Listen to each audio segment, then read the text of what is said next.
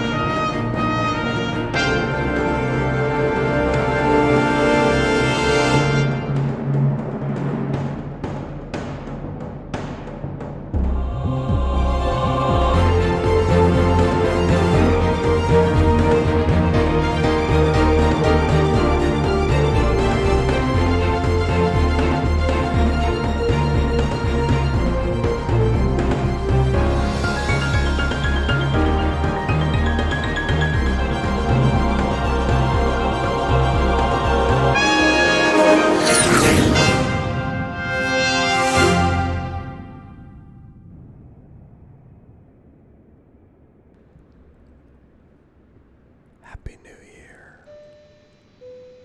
Oh, look, a membership milestone chat. What is up, everybody? Welcome back to the channel. We're not going to wait those extra 20 seconds. I totally screwed that up. I was just in a hurry to get everything loaded, and then I realized I'm desperately going to need some coffee after last night, so I got my coffee. I hope you got your coffee. Oops, why is my little mini FCU already up there? Get off there. You're not supposed to be up there just yet.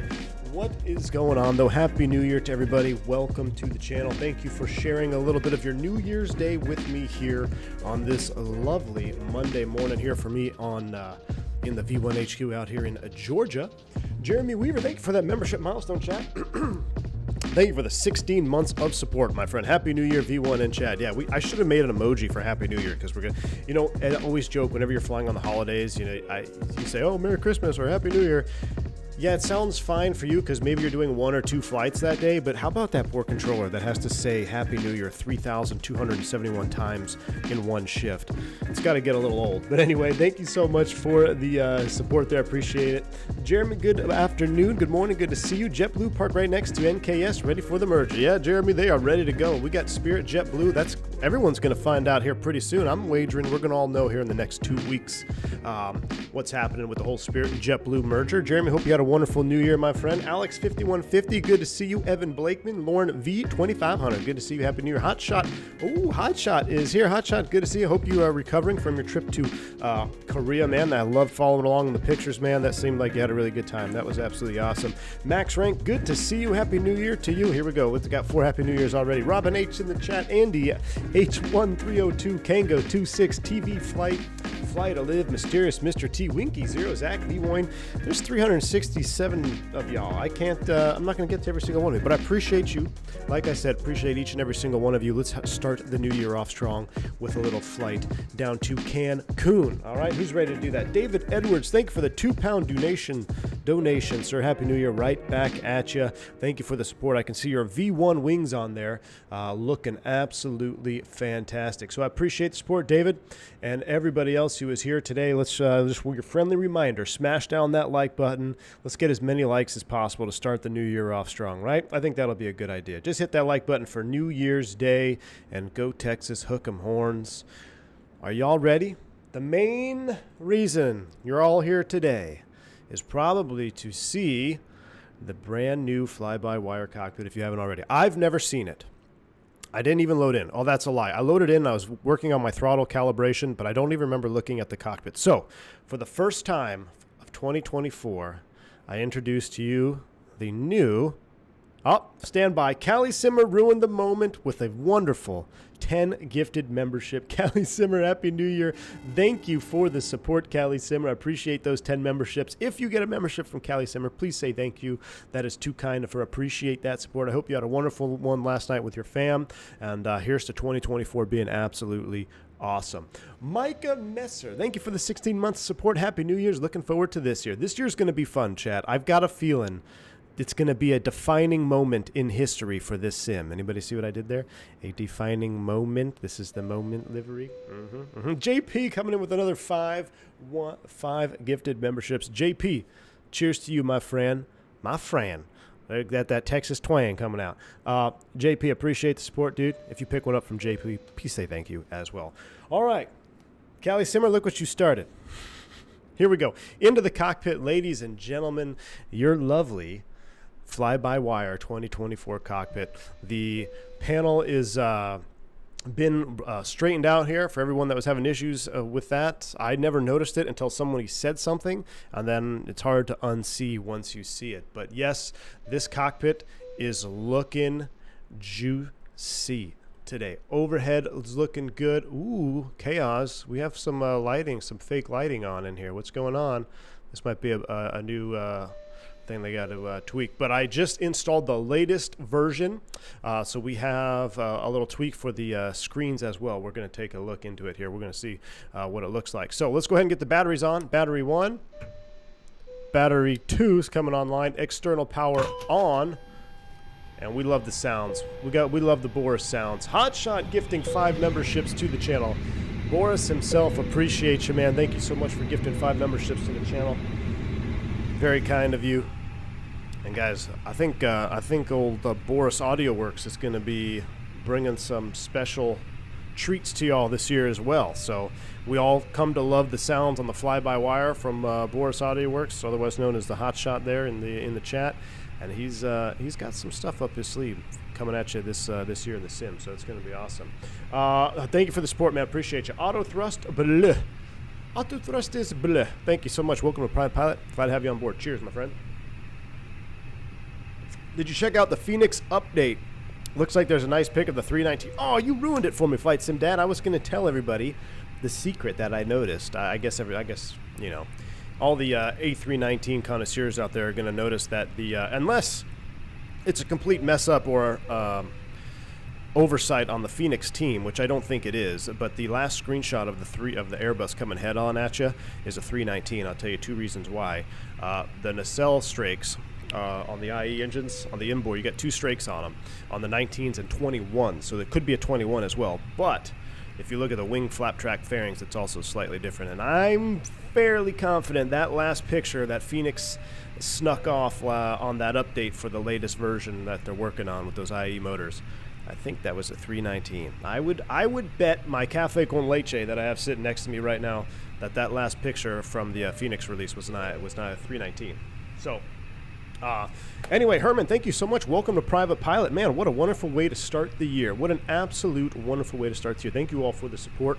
I'm going to go ahead and continue to get this airplane fired up here, though, real quick. Let's go ahead and get some catering on board, because we're going to need some catering. Southwest 2001. What does that look like? Let's see if we can get some catering. Let's do our overhead flow. Ground control CVR test. Gotta love it. 8 ears, 1, 2, and 3. Yeah, there's definitely some ghosting on the switches. You see what I'm seeing? Definitely some ghosting on the switches there. That's all right. I'm sure they'll fix that before the end of the stream. We'll get the nav in position 1 seatbelts. That's going there. That's going there.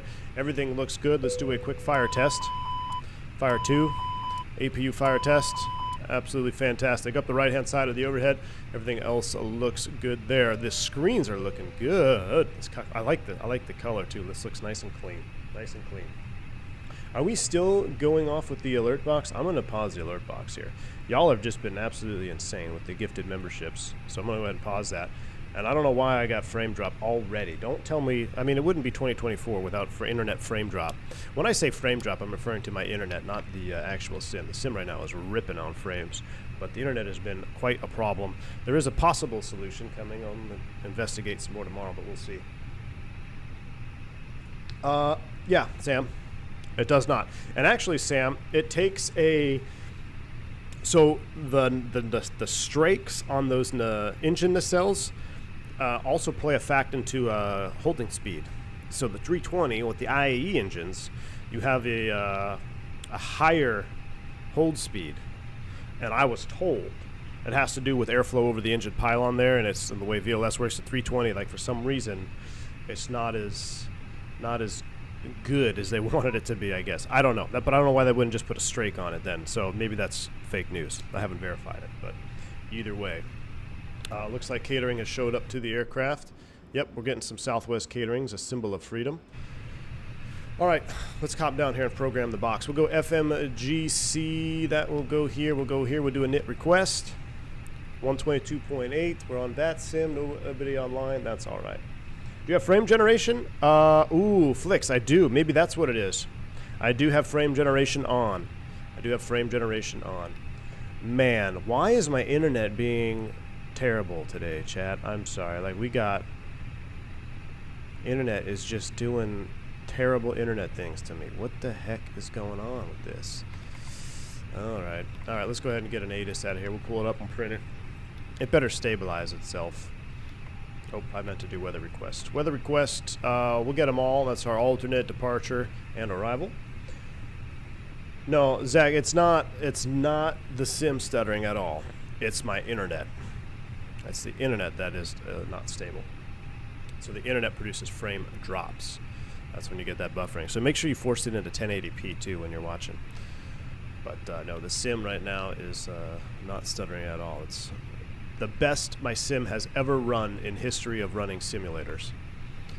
Knock on wood. Here's our latest and greatest. Let's go ahead and print these out, and we'll pull them up, put them up top. Rift frame gen worked for me. It gives me CDD. Really, Max? Unfortunate, man. I don't know why that is. Let's go ahead and clear that out. Let's go 2,000 on the radar there. So winds, Lauderdale, calm winds. Let's make this easy. Let's taxi out. Let's do a 10 right departure. We'll go departure 10 right. We'll launch off the launch pad 10 right, and we're going to be on the Mainier 1. Beautiful. And as far as our flight plan is concerned, I don't think I actually loaded it to that sim. Give me 1 second. View flight plan. Pre-file. Need to file you on that sim.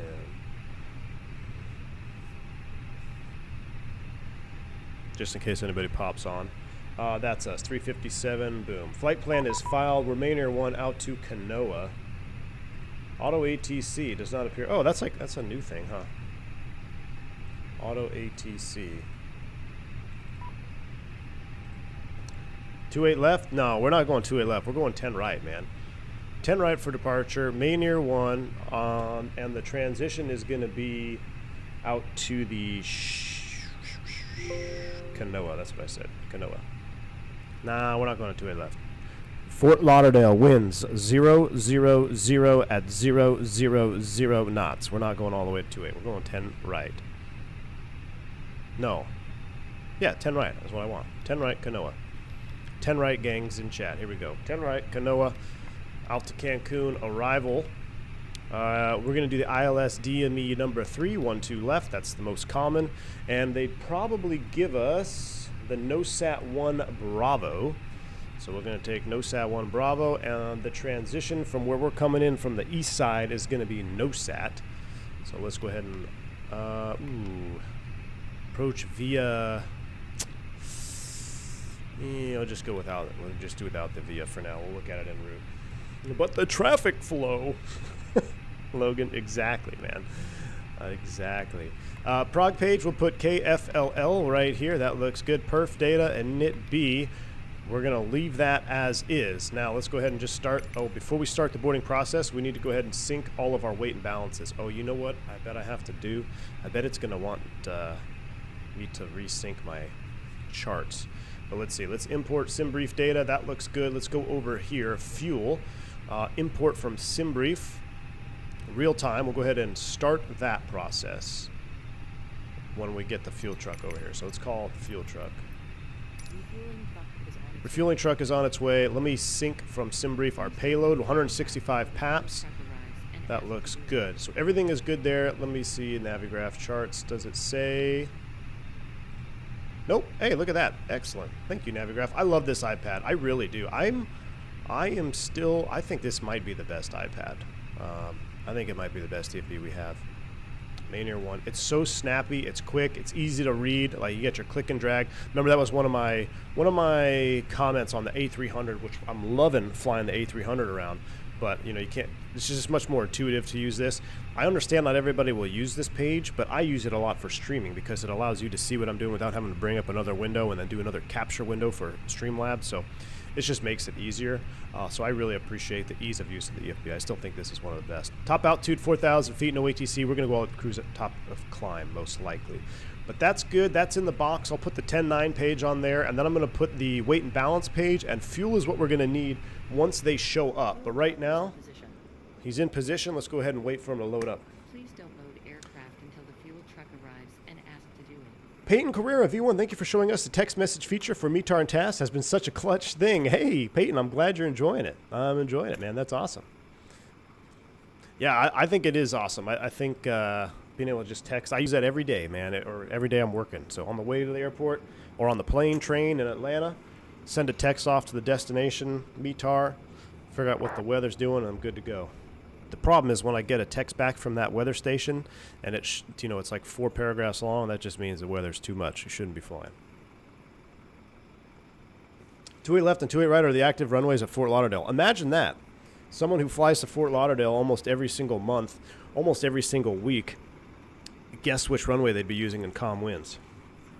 But everyone wants to go out to 10s. Jeremy says, where's the number for the METAR again? Jeremy, the METAR number is, I just used it 2 days ago. It's a short number. It's Camera.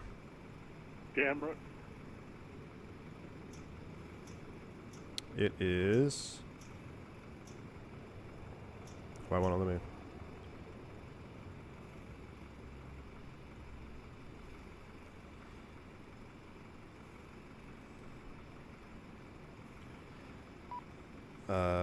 Where the heck? Why isn't it? I can't pull it up. Oh, here we go. The number is, that was weird. Sorry, 358782. 358782.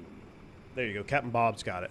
All right, so he wants us to start the loading process of fuel and start. All right, we can't actually load bags until he's done fueling, so we'll just watch this for a second, and then we'll get the APU fired up. Does a frame gen work on 40 series? No, you have native frame generation.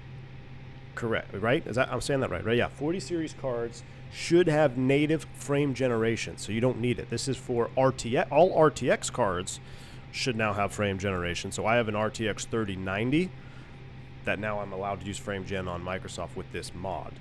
But if you have like a 4080 or a 4070 even, you should already have frame generation, right? All right, we're watching the fueler do his thing here.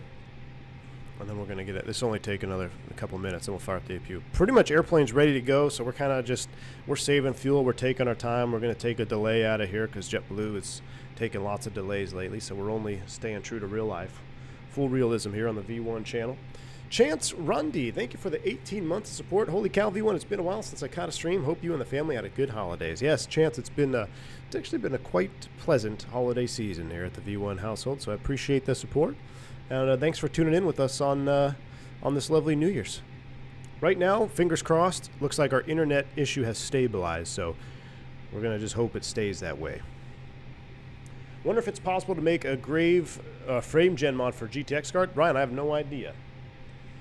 I don't even know how, I mean, the amount of knowledge that you can get with open source project, I mean, that's where it started, right? So the open source for AMD cards, right? Their frame generation is all open source. Is that, I think that's what I was reading. And then somebody figured out how to hack it to NVIDIA. It's just crazy, man. There's some really, really smart people on the webs, or just in the internet, on the world in general. Well, were you at the airport for the front? Oh my gosh, Sam. Okay, Sam. What the heck was going on yesterday? I got so frustrated after landing. I landed in Atlanta yesterday. No, 2 days ago on Sunday morning. And there was, not even kidding, guys, probably 60 airplanes just blocking the whole, and they're all one particular airline that all want to get de-iced. The temperature is 40 degrees outside. It's sunny AF, and they're getting in line for de-ice. They must all be on green slip pay, 200%, trying to milk it, because there's absolutely zero reason to get de-iced in that scenario. I mean, unless you have a really thick layer of frost on the airplane that somehow is not melting to the sun. But yeah, it was an absolute mess, Sam. Absolute mess. Atlanta is great when it's above freezing. Apparently, when it hits below freezing and a little bit of frost hits, all mayhem breaks loose. All mayhem. Now, I understand the early block of flights. We actually de-iced. So I went 364 days without having to de-ice in the year of 2023. On the 365th day, I de-iced. We had the early flight out. It was a 6 a.m., so the sun's not up yet, and of course, yes, frost on the airplane. Now, you can still depart with frost on your aircraft, but it has to be within certain limitations. So you can have a little bit of frost under the wing tank. You can have a little thin hoarfrost on top of the fuselage, but it has to be less than, I think, 0.3 millimeter thick. Basically, if it's any thicker than what you would consider a credit card thickness, then yes, of course, you should get sprayed, get a Type 1, just get that frost off the airplane. But, you know, some I guess it's, some people just are, or I don't know. It was crazy. I was blown. My mind was absolutely blown, Sam. Check out the circuit breaker panels in the back and movable jump seat. Ooh, we have a movable jump seat now? Flight Force 77, thank you for the support, man. A Happy New Year, bud. Happy New Year right back at you, Flight Force. Appreciate the support, man. Appreciate you. All right, let's do a couple other things. Let's go ahead and request boarding. And we need to look at the, ooh, yeah. Oh, yeah, Kayas, we're going to check this out in cruise. We got circuit breakers and movable jump seats. Circuit breakers and movable jump seats. Cockpit door doesn't open, though, Chaos. What's up with that? Uninstalling. All right, let's go ahead and fire up our fuel tank pumps and get the APU started, because that's one of the best sounds. Nope, crew is already on board. We're getting the airplane prepped for the boarding now.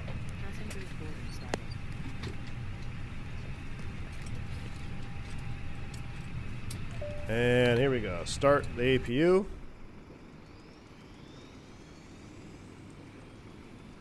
Apparently Atlanta can't handle de-icing. Yeah, they cannot. It's like people out east buying all the milk, toilet paper, and water, even if it threatens of snow. Yep. Yep.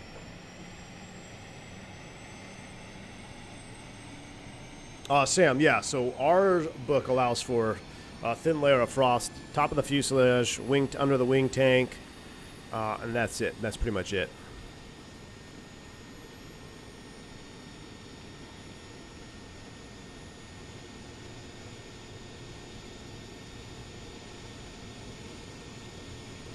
Can you start the APU while refueling? You can. Generally speaking, the best practice is to not change electrical sources, whether ground power to generator power or APU power, when fueling is in progress. Now, there's no limitation on that, but that's just a general rule of thumb. Just wait until fueling is done, then you can swap generator sources. but it's happened. I've been actively fueling the airplane and then have an APU auto shutdown, and then it trips over right back to ground power. So it happens. It's really not an issue, but like I said, rule of thumb, wait till the refueling is done to switch generator sources. Watched a few weather predictors. It seems 2 big snowstorms are headed towards the east and into Michigan. Uh-oh. When is that supposed to happen? Let's go ahead and start the chrono. We'll let the 3 minutes go. We don't have anybody online, so we'll set our cruise altitude in here. What is our internet? Oh, no, not our internet. Our internet's doing that weird thing again. Come on, man. 38,000 feet. Top altitude 380 is set. You can see the airplane. Did you see that? Did you see the airplane just sink down a little bit? That's very true to real life, too. You'll be sitting in the cockpit, and then so much weight happens on the airplane, and then those struts just compress a little bit. It doesn't happen on all of them, but on some airplanes, like it just, every now and then you just hit that one passenger steps on, and then the airplane, it's just enough to tip the scale for the struts to compress a little bit more. All right, we've got 3021, 380 is set. We've put the constraints on both sides. That looks good. APU is online. Our fuel is on with 14,000 pounds and balance. I'm going to put 14.0 right down there in the block fuel, and on the overhead, we'll go ahead and just transition and go APU bleed, because it's probably, what's the temp out there? Yeah, 21 degrees. Oh, that's actually quite nice outside, but we'll get the APU spooled, or the air conditioning spooled up. Now, one thing that's happened is, oh, there we go. There's our window view. Some of the windows are missing on this latest version. It was a great Cowboys weekend of presents, that's for sure. I hope we take care of Washington. Yes, Boobar, I hope so too, man. I hope so too. There shouldn't be a problem for the Cowboys, but the problem is the Cowboys always play down. But they've actually been better this year. I think the curse is lifted. Now that Jimmy Johnson is in the Ring of Honor, Cowboys are going to the Super Bowl, chat. Where's Shaq at? Is he still here? Shaq, Cowboys are going to the Super Bowl, man. They're going to beat the Eagles. Actually, that wouldn't be possible, would it? Because they're in the same division. But we're going to beat the Eagles in the playoffs, so I'm just going to say it now. Or would we even play the Eagles? I don't think we would. We'll have to look into that. Either way, I would feel a little nervous for Shaq Oatmeal's Philadelphia Eagles, because they seem to be on the struggle bus as of late. Miggs, thank you for the 5 Canadian dollars, man. I appreciate that. Good day, Captain. First impressions, glare shield on point. I love the livery. Thank you for these super chat, Miggs. I appreciate that support here. Happy New Year to you. I'm loving it, man. I think the glare shield is on point. This is the light bar right here. You can see the light bar. Now, my seat, technically, I guess you would want to set it like, according to these balls, like that, and then look down, but that seems a little too far back, so I'm going to keep my seat right here. But I think it looks good. Once we get off the gate and we have the sun coming into the cockpit, we'll really have a better idea of, we'll really have a better look at it with the sun. Right now we're kind of in the shadow, but I think it still looks fantastic. I really do. Looks like a Delta 350 back there pushing off.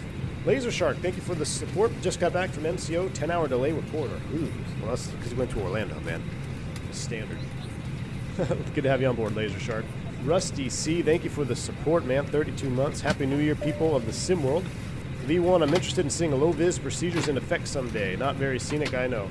Rusty C, yeah, we'll do some low-vis stuff. I've got some plans I want to do with the channel. Got some plans. I would love to do more low-vis ops. I think we should do some low-vis King Air ops. Hardcore IMC.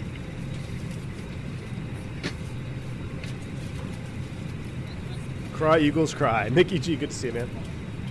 Tough year to be a Bengals fan? Indeed it is. There's Shaq. Man, my local Pee Wee team could beat the Eagles, but y'all will meet your maker in San Fran. Yeah. San Francisco is probably going to the Super Bowl, let's be honest. Yep, still using FrameGen. Loving the FrameGen mod. Internet is not being awesome, though. The internet is still doing its thing. Still dropped 3.3%. But so let me ask for the very smart folks in chat. So for this, I've noticed something. Maybe it's not correct, but I have a hunch. So I do not, with my current provider at the office, for the office account here for streaming, I don't pay extra for a static IP. on certain IPs, and my IP changes every, I don't know, week or so, a couple weeks.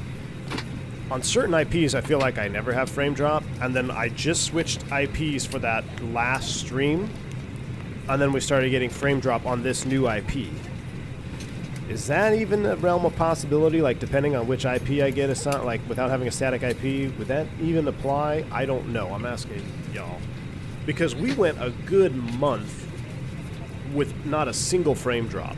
We did a 15-hour stream, not a single frame drop. We did multiple streams, no frame drops. And then I had a new IP on Friday or Saturday. I think it was Friday, actually, when it switched. And then now we've had nothing but issues. No, it's not AT&T fiber. I wish, Sharp. Kelly Simmer says, plans, you say. Would that include a podcast? I know that's only when the full solar eclipse occurs. Kelly Simmer, no. Podcasts are in the plans. They're in the plans, Kelly Simmer. I'm working on it. Had an issue with the engine. They called an engineer from Toronto because Porter is the only North American operator of the E2. No one can fix it. Wow. That's crazy, Laser Shark. I had no idea, man. Do you use the eyesight alignment in real life? For the most part, Sam. But yeah, I have my own. I know where I set my seat. And basically, I have my pedals on 9. And I have, as long as I can reach where my pedals are, it's pretty much bang on. But as soon as I hit cruise, I mean, my seat goes all the way back, so. But yeah, for the most part, my seat position is aligned with the balls. Now, I remember in the Embraer 170, it was weird. The Embraer 170, I felt like I wasn't aligning with the balls, but when I aligned with the balls on the A pillar there, or whatever, the C pillar, B pillar, whatever one in the middle is called, they were never aligned, and I was like, I don't want to align with that. Classy Aviation, hello V1 in chat. Happy New Year to all. Happy New Year, Classy Aviation. Good to see you. Your IP might be bouncing between routing to Marietta College Park. Possibly. If the new IP uses a different route to the internet, I don't know if it's worth the cost for a business static IP. Interesting. Okay. I mean, I'm just spitballing. Like, I don't understand how we can go 15 hours and multiple days of streaming without single frame drop, and then the next day do a stream where you're dropping 10% of frames. I don't understand. Check the MEL for that. Look into internet or IP. Uplink speed should be up to 50. A stable to 50. Have you seen the Lear 35 from Fly Simulator? Yes. Jacob, I told myself I wasn't going to buy it until there was a sound pack or a sound update, but here's the thing. I looked at some real videos this morning, actually. Of Lear 35 startups from the cockpit. And the cockpit sounds actually aren't that far off. Now, there is, I think it could be enhanced. I really wish Boris would get on there and do a Lear 35 sound pack. That would be fantastic.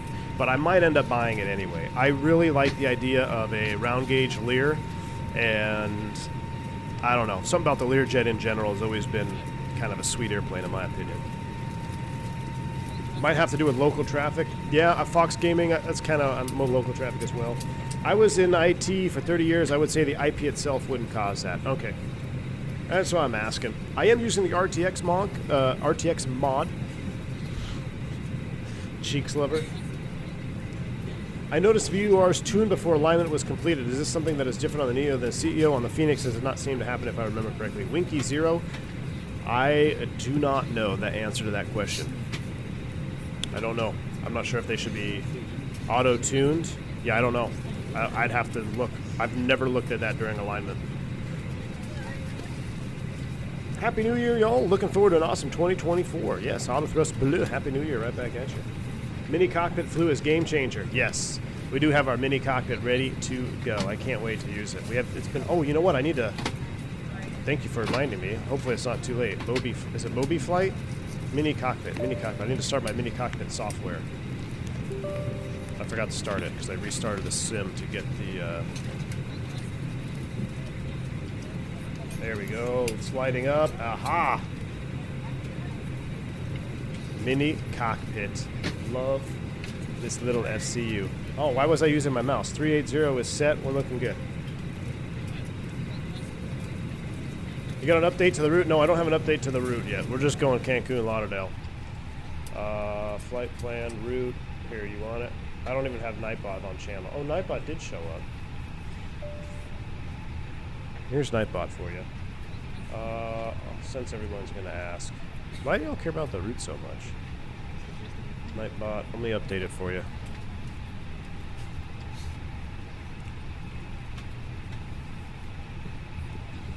Nightbot is submitted, so it should, once Nightbot decides to update itself, it should have the proper route the next time you call for it.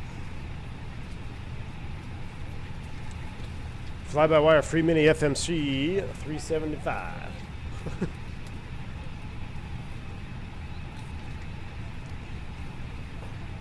Hey V1, I'm a real-world dispatcher. Curious, how often do you talk to your dispatcher? What's the main reason why? Thomas, yeah, I talk to him every now and then. The most common reason would be for the addition or subtraction of an MEL, although that process is mostly automated right now.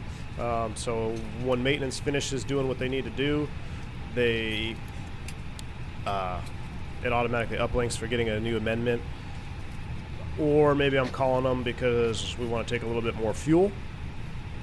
But that really isn't very common. So I know, AJ, I gotta stop flying with my mouse, man. That's Cockpit though. What do you guys think? I think it looks sweet. 149, 150 of 165. All right, we're almost done. Let's make sure everything else is ready to go. So we got that is set. We'll update our init B weights when we're ready. Overhead is set. GPU is unloaded, so we'll be able to disconnect. Did I turn the seatbelts on? I did not. Seatbelt sign is on. Everything else looks good there. We're going to push back, nose left, tail to the right. 380 is set. 2000 in our transponder. That's up, ready to go. And brakes are set. Match up my hardware with that. So that looks good. Let me go over here to the payload page. Just about done. I think we're done. 0 fuel weight 33.3. Oh, it's updating as we go. 10 more passengers to go. 10 more passengers to go. What do you guys think of this livery? I saw this in Boston last month. Now, in real life, this is on a... actually, no, I didn't see this exact one. This is the Moment. The one I saw in Boston was on a 321 IAE. The FCU looks a bit off. It's too tall, I think. FCU looks a bit off. Oh no, man, it's like, if anything, it's not, you mean to real life? Oh, or you mean in the cockpit? Let me see. No, I think that looks, that's pretty darn close to real life. I think that looks good. Boarding completed. Boarding is completed, chat. All right, what do we got here? Let's update our final weights. I'm going to clear the GPS primary out. Ooh, throw away the ATIS 31.4, 33.0. That is good. Our speeds. You know we're ringing in the new year with a Toga takeoff, but are we doing a Toga packs off takeoff? 600 viewers, only 200 likes. We need at least 400 likes for packs off. Ladies and gentlemen, from the flight deck, on behalf of myself, your captain, the first officer. If we hit 400 likes before takeoff, we'll do a packs off takeoff with Boris Audio Works sound system. Final numbers from the ground crew, then we'll be on our way. Flight attendants will be coming through the cabin shortly with a very important safety briefing. We do ask that you... Speaking of 0 fuel weight, can you summarize again what the gross weight comparison is? Operations of this Airbus aircraft. We do appreciate your business having you aboard this flight. If there's anything we do to make your flight any more enjoyable, please don't hesitate to ask. Welcome aboard. So 0 fuel, yeah, you're comparing your actual gross weight with your planned and max gross weight. That's what you're checking, because you don't want your actual to be over your allowable for takeoff. All right, prepare for pushback and departure. And what do we got for speeds? 28, 32, and we'll just call 125. We'll give ourselves 3 knots. 25, 28, 32, flaps 2. Toga is set. 22.8 is on. And... Hello, Captain. We are ready for pushback. Ready to go. All right, let's see who's behind us. Nobody's behind us. Let's make a quick radio call. Lauderdale traffic, JetBlue 357. We're going to be pushing off here at Gulf 9er into the alley. I think we're Gulf 9. We may not be. What are we at? Close enough. I think we actually are at Gulf 9. Hey, look at that. We're at Gulf 9. That's one of the hardest parts about being an airline pilot is knowing which gate you're at. Some airports are really good, and then some airports, they're all offset. So, like, the number over the jetway is actually for the gate next to you because the way the airplane sits. Like, I know Philly has this where they're all offset. They're staggered. Yeah. All right, let's go full screen to the tiller cam. Ready to go. I think we're only going to keep the FCU cam on when we're in Throttletek cam. Migs gifting 5 more memberships to the channel. Appreciate you. Thank you so much, Migs. I appreciate the support. All right, we're hooked up. We're ready to go.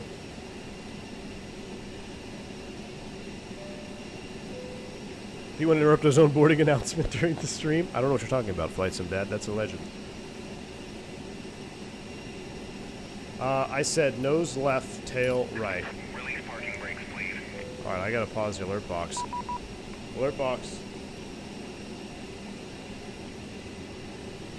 Ooh, tower's on. Please do not respond. Contact me on 19.3. All right, well, we're already pushing. Brakes release, clear to push. We'll call him here in a sec.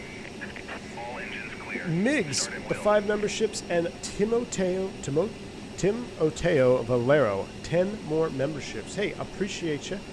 Thank you for the support. The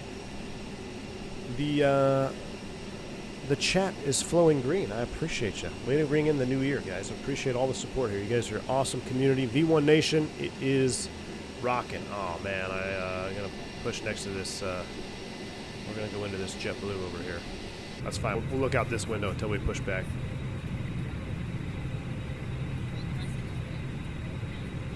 What does your tiller sit on? Is it attached to your side stick mount? I always forget to ask. Mickey G, my tiller is sitting on a WinWing F-18 throttle quadrant. Not even kidding you.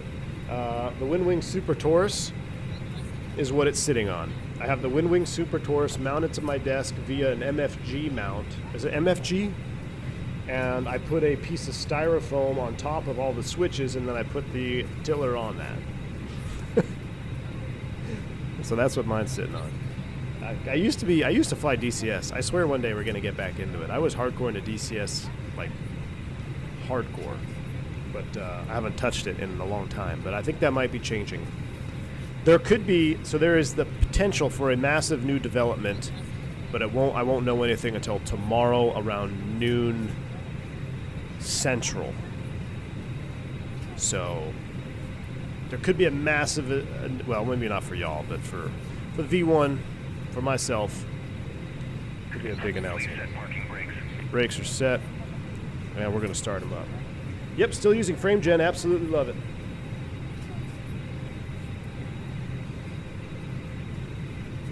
How's the new cockpit? George, I'm loving it. All right, Chaos is requesting we start engines from the outside.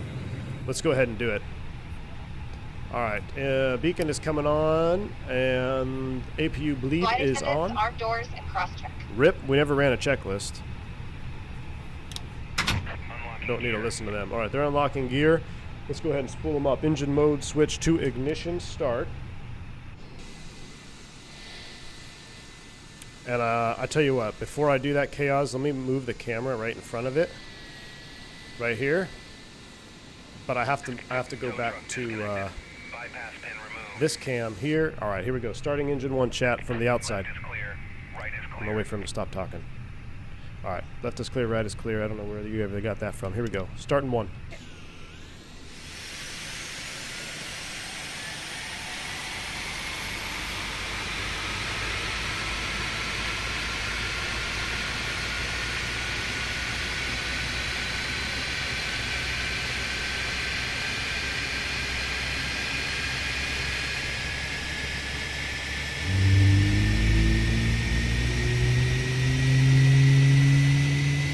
Oh my goodness.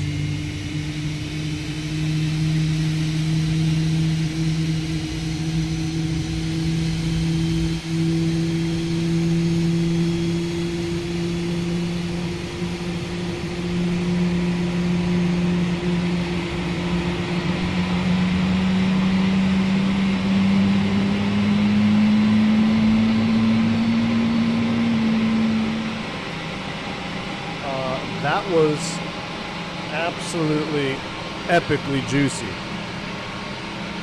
Should we do the second one from outside too?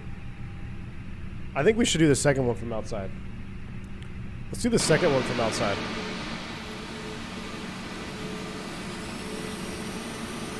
You hear the pack spooling back up because we've been sitting here too long with the ignition, and the ignition starts, so the airplane's like, okay, well, you're going to need air, so we're going to bring air back online. Airbus automatically did that. That's what you heard there real quick. Did you catch that tiny little detail? So awesome. All right, let's go ahead and start 2 from the outside. We have bleed pressure. Here we go. Cranking it.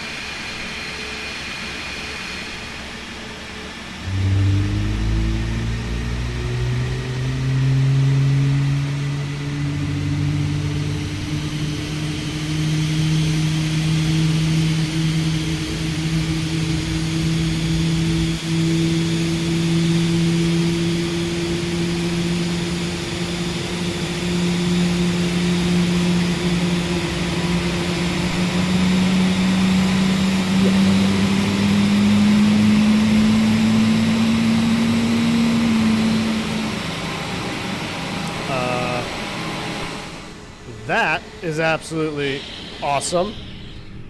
Absolutely awesome. We'll go back here. We'll do this. We're doing a flap duh.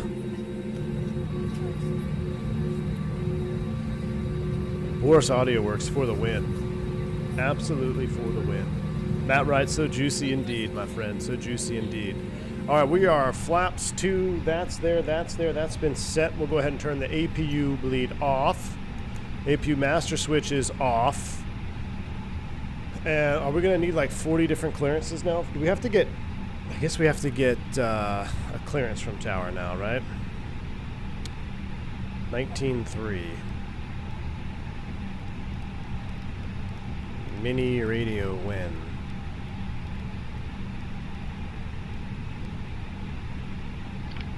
For 7, December 295, turns available, that's very copy.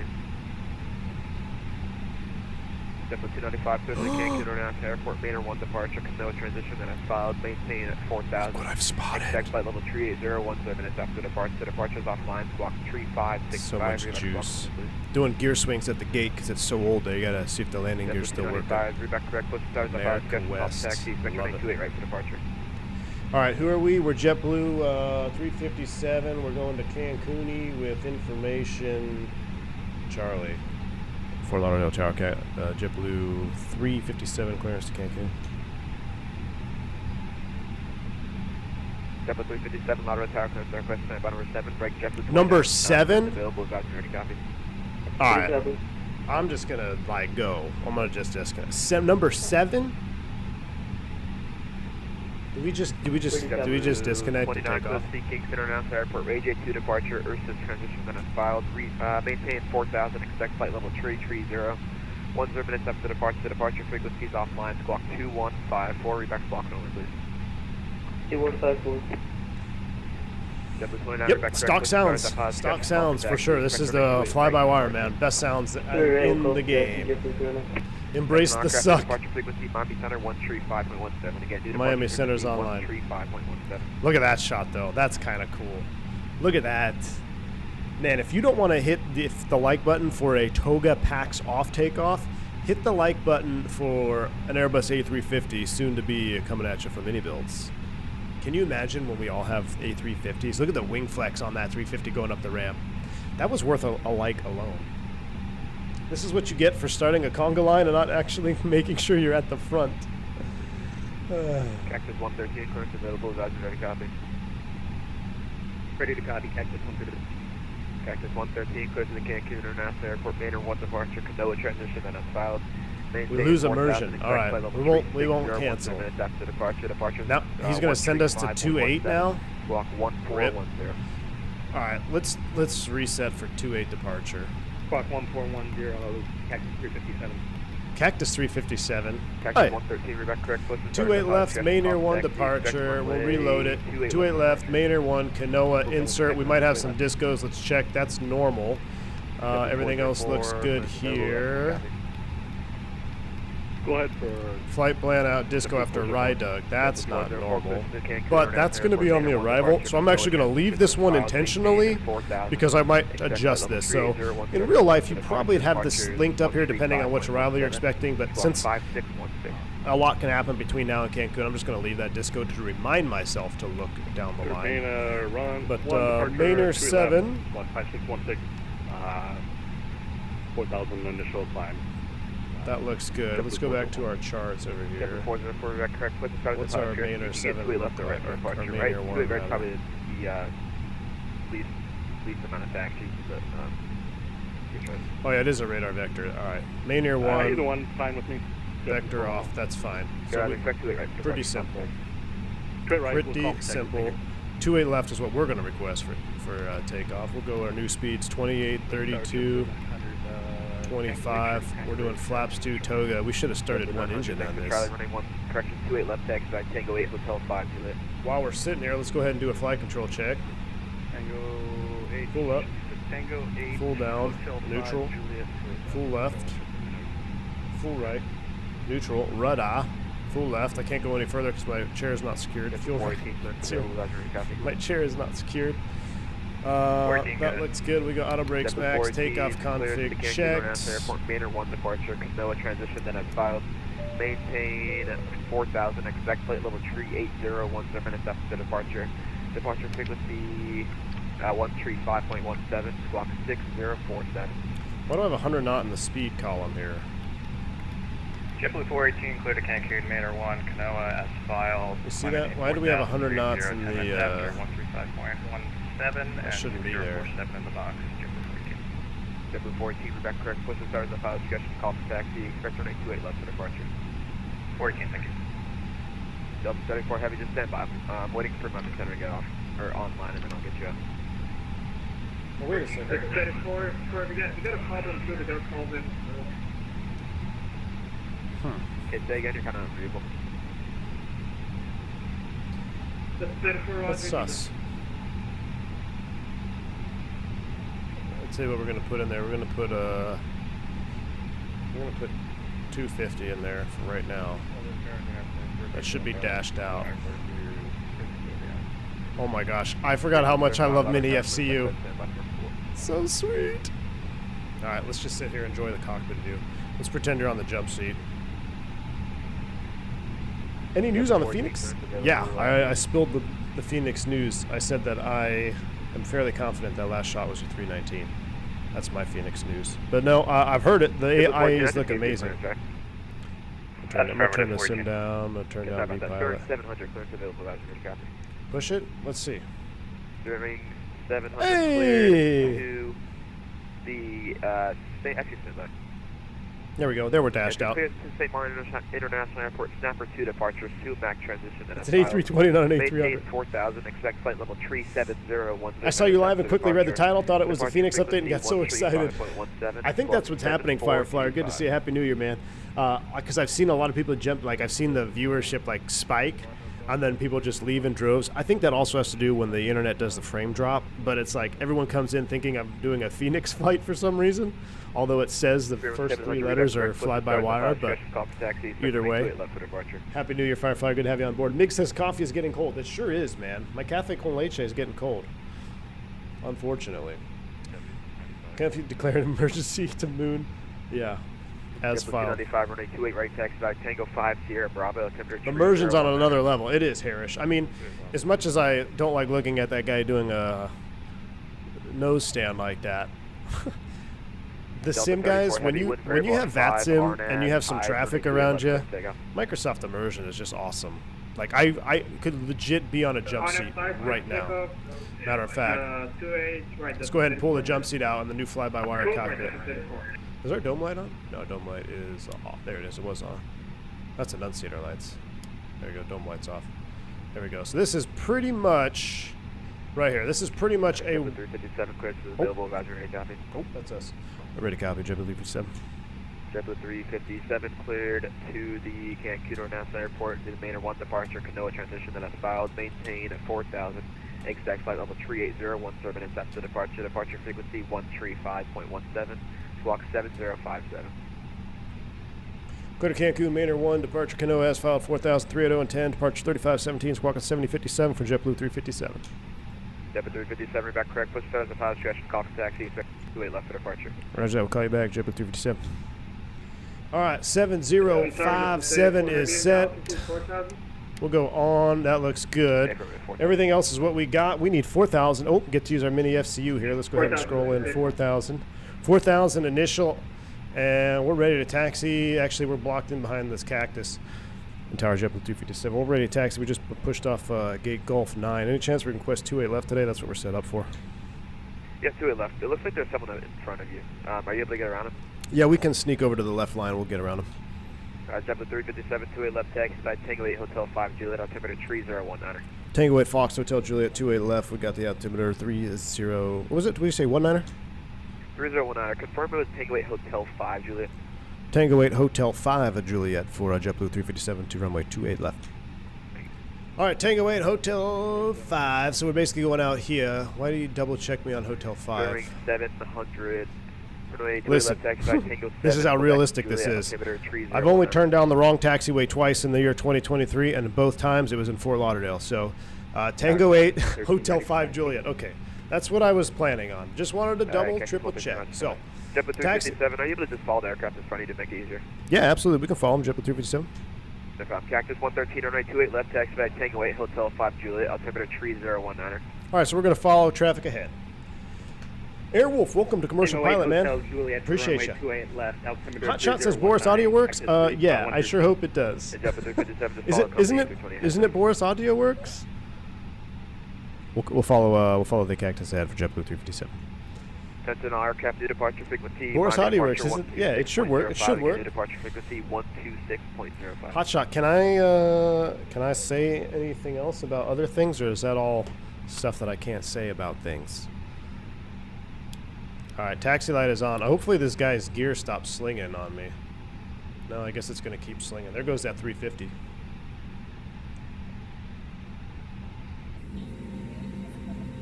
So the windows are missing, I guess. That's what Chaos said in this latest update. Hi, Fort Lauderdale. Good day. This is JetBlue 1423.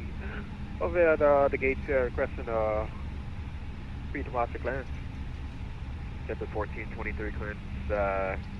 On request back 50 to 60. Oh, he just wanted to make a joke. Wait, is that Boris? Is that the reasoning behind the name of Boris Audio Works? I never thought about it. Runway but that's funny. Hope it works. Taxi by Tango 8 Hotel 5 at Juliet. Hold short of Juliet. So I'll say right now too, the nose wheel steering with the tiller on the fly-by-wire is smoother than on the 300. Because when I press my brakes and I move the tiller, it doesn't like jolt the nose back, which I noticed was happening on the A300. So hopefully we can Delta 34 get a little contact fix to that. 126.05 today. 126.05. Wow, we're gonna follow this guy here.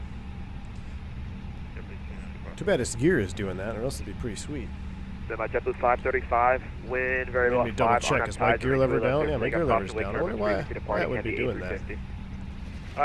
Maintenance is doing gear swing. They've been doing gear swing since the gate.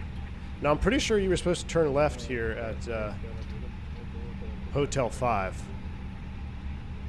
Okay, clearing 700. Yeah, just hold position there, please. Wasn't he supposed to turn left to Hotel 5? Cactus 113, you're supposed to take that left turn on Hotel 5. You missed it. Just take that next left onto Quebec. Clearing 700 to hold position, please. Yeah, he done screwed up. It's 113. Yeah, for JetBlue 357, you told us to follow that cactus. You want us to make the left to Hotel 5? Yeah, you could do that. Just give way to that cactus passing. You could be right to left on Juliet, please. All right, we'll give way to the guy that went past the correct intersection. Taxi 2-way left for JetBlue 357. JetBlue 29, ready for taxi. All right, we'll give way. He made the wrong turn. Migs, another 5 Canadian, man. Appreciate it. 500 likes, and I spilled the coffee beans on why the captain keeps sending me to the galley. No, can't do that. JetBlue 29. Thank you, Migs. Appreciate the $5 super chat. Man, Migs, that was wild. That whole long haul, man, wasn't it? Talking about the There we go. JetBlue 29 runway MH370. 5 Sierra Bravo. Gotta love it. I'm gonna do this flow right now since Tango we're 5 Sierra just Bravo sitting here. 301, and we got Charlie, JetBlue 29. Let's roll. JetBlue 295 to it, right line point. Yeah, so lost his slot. So who said that? Ionu, yeah. So I had a similar scenario happen to me in Orlando. I think it was, what, 2 weeks ago. I was telling the story when I was racing a 757. All right, And 700, continue taxi, runway 2. the reason we got his departure slot was because they made a wrong turn on a taxiway. So we ended up getting their slot. And on JetBlue 14, just give way to the Don't Spirit mind me Link, here while we do Takeoff, the back little right off-roading in left. Fort Lauderdale. We'll give way to the Spirit. Ooh, we need some juice. We're going backwards. We need some juice. Okay, we'll follow. Uh-oh. JetBlue 535, contact Miami, actually stand by. We need to climb the hill. Roger. Man, there's so many things happening that happen to me in Tower, real JetBlue life. 404, On ready for Sunday, that happened to me in real life. Coming up the Whiskey Loop in Atlanta, we were stopped right before it turns to Lima, and we were single engine. And as soon as I let go of the brake and started rolling backwards, I'm like, oh, hit the brakes. Get that thrust in there. Was that JetBlue 404 ready? That's actually, it may seem kind of is funny, correct. but rolling backwards is actually a pretty big hazard. Roger. Number one, you don't know who's behind you and or how close they are. Clear right, Number yeah. two, Okay, if looks you like your get gate's any on right there. momentum going Are you able to backwards make- and you hit the brakes, are able to you make could a 180 easily to, start Tango to 5? tip that tail I down. can do So, that, yeah. well, it is kind of silly here in the sim messing around, but if you ever find yourself rolling backwards in an airplane on a hill, it's actually kind of dangerous. Tango 5 Sierra Bravo for straight right, JetBlue 404. JetBlue 925, wind variable at 5, RNF C's, runway 2 at right, clear for takeoff.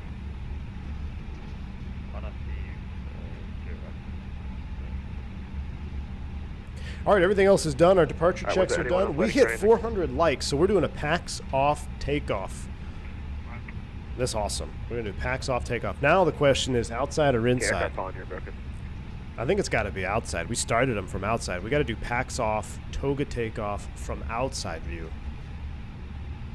I'm just going real slow here because I don't want to fall through any terrain.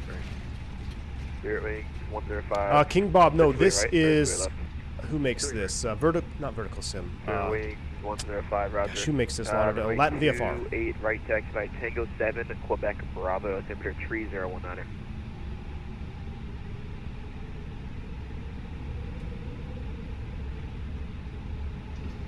Tango 7 Bravo, Quebec Bravo, to the right, JetBlue 900, runway 28, Oh! left 9 point.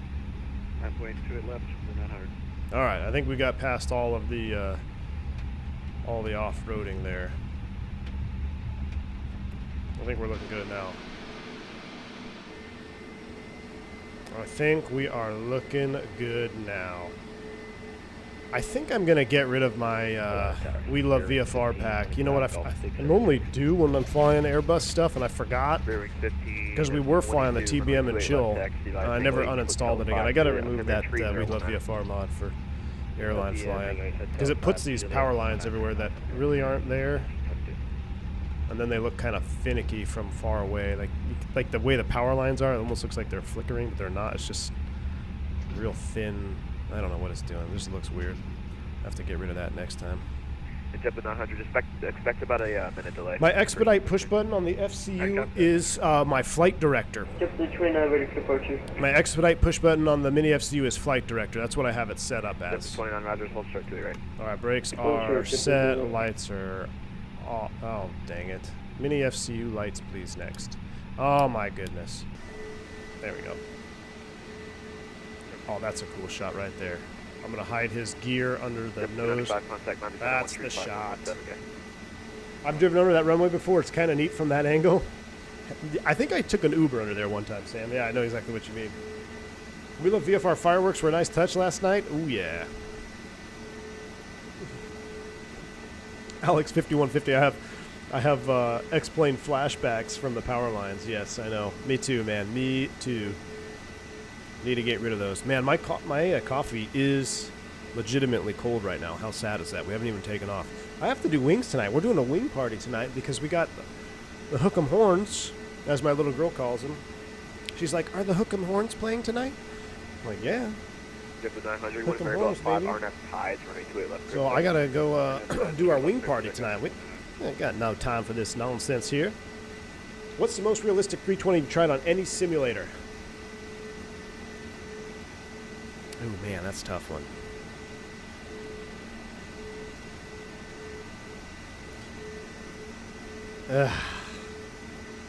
Tolus and X-Plane is the most realistic I've tried on any simulator. The reason the FS Labs is not the most realistic I've tried on any simulator is because when I was using the FS Labs, which has now been probably multiple years ago, that airplane wasn't as advanced as it is now. So that's why it kind of DQs the FS Labs one. I'm not saying FS Labs is not realistic at all. I'm just saying what I personally used. When I was using it, it was behind in what my current Airbus was doing. Now I think it's much different. Right now, the Tolus is very, very representative of what I fly in real life and the way it handles. I do my single engine stuff on it. You've seen it here on the channel before. So the Phoenix is a very, very close second. I think what's holding it back is the engines. So when we get a new engine model from the Phoenix, then we'll have to reassess that question. Aviator Nick, thank you so much, man. Appreciate you. 19 months. Happy New Year. Happy New Year right back at you, Aviator Nick. I know you you had a new year a little bit before we did, right? I'm pretty sure I got everyone. Just is there anyone who was waiting for a clearance? But appreciate the support, Aviator Nick. Hope you have a wonderful new year, and I hope here's to a happy, healthy, prosperous 2024. Wow, I can't taxi from that view. That was trippy. Dougal McTavish, I'm sorry, I never said hello to you, Dougal. Happy New Year to you, my friend. Hope you have a same to you, Dougal. Happy, healthy, prosperous 2024. All right, brakes are set. We need to put departure on there, which was what was it, chat? 3517. Let's do a pro pilot move here. We'll put it in the standby. 3517. Do we really have 1,000 people watching the stream right now? We had 1,000 people there for a split second. That's a new record, I think. Or close to it. Thank you all for inviting me into your room on this New Year's Day. Appreciate you. Hope you all enjoy the takeoff. For headphone users, beware. We are going to be doing a Toga packs off takeoff from the exterior view. So it will be quite loud. If you're using a headphone user, just use caution. But it's going to be absolutely juicy. Alright, that's an aircraft departure is back on line 126.05. Again, new departure frequency is 126.05. 2605 is our new freak.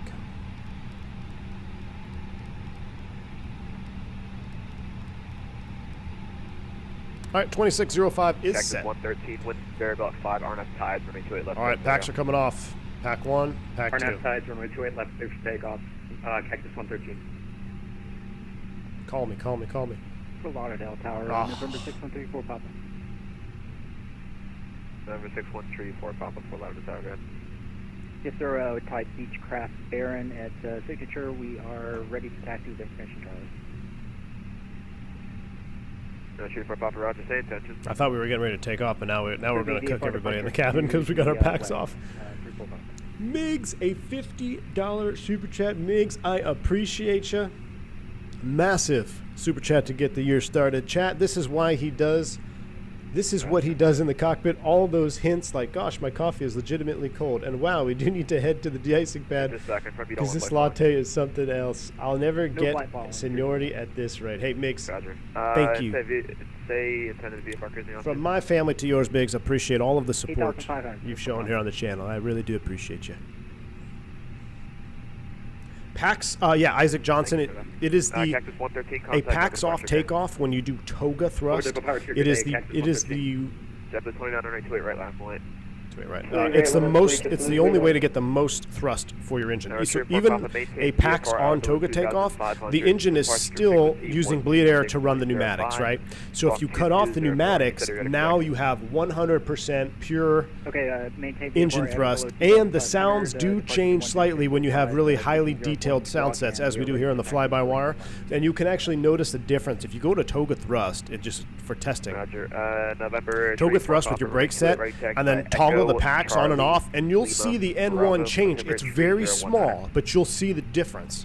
So you relieve the engines of that bleed demand, which gives you a little bit more power. So in real life, you would do a packs-off takeoff when required for performance, either super short runway or you're a high gross weight and it's a hot outside air temperature, and you need the maximum performance from your airplane. The only way to get true max performance is with the pneumatics off and Toga thrust. So we're doing that today. 500 likes. Fantastic. You guys are absolutely insane. Thank you so much. What about bleed APU takeoff? TV flight, yes, that is the alternate method to doing a maximum thrust takeoff, is you can run the APU bleed, which would then take over pneumatics, and then you would get pure thrust. So there's two ways to do it with packs off, or leave the APU bleed on. The preferred way is to leave the APU bleed on. That's what we do in real life. But there are some airports in real life that restrict APU usage, so you have to shut your APU off. Therefore, you're going to be doing a packs off takeoff. All right, JetBlue 3, 57, 28 left, line up and wait. Here we go. It's time. It is time. It is getting muggy in the back. We definitely turned them off too early. Real life, I wait till the very end. I wait till our lineup clearance in real life. I thought we were going to get one there. So packs off still differs in performance from APU bleed on takeoff. Jeremy, so if the APU bleed is on, you'll have it is the same as packs off. If that's what you're trying to say. All right, we're gonna go down. This is gonna be a short takeoff roll. Anytime you take off 2A left, you go down the slope. It's pretty cool.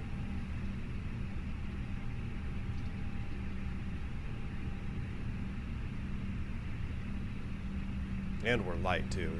Only got 13,000 pounds of fuel. All right, 2A left is set. Runway checks. JetBlue 1710. This is the view we're going to do it from, right here. JetBlue 1710, Fort Lauderdale Tower, wind variable at 5. Right about there, that way you can see. Traffic departs prior to your A320. Okay, copy traffic, JetBlue 1710. Look at that runway. This is jump seat view.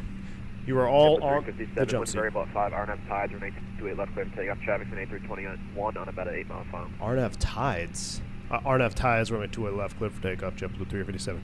RNAV tides is set. Here we go, chat. Spool them up 50.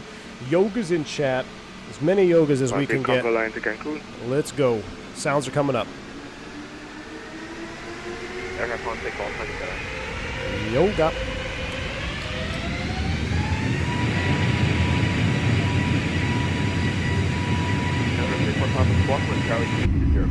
Oh boy.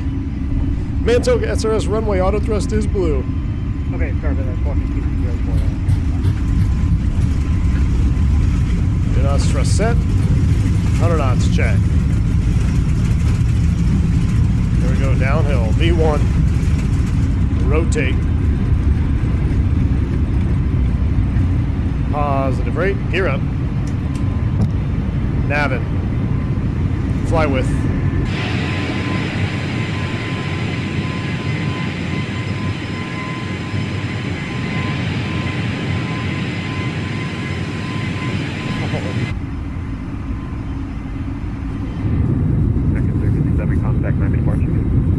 Go to Miami departure with 57. What is he calling us American? Did we file as American? All right, here we go. We're going to do a thrust reduction from window view.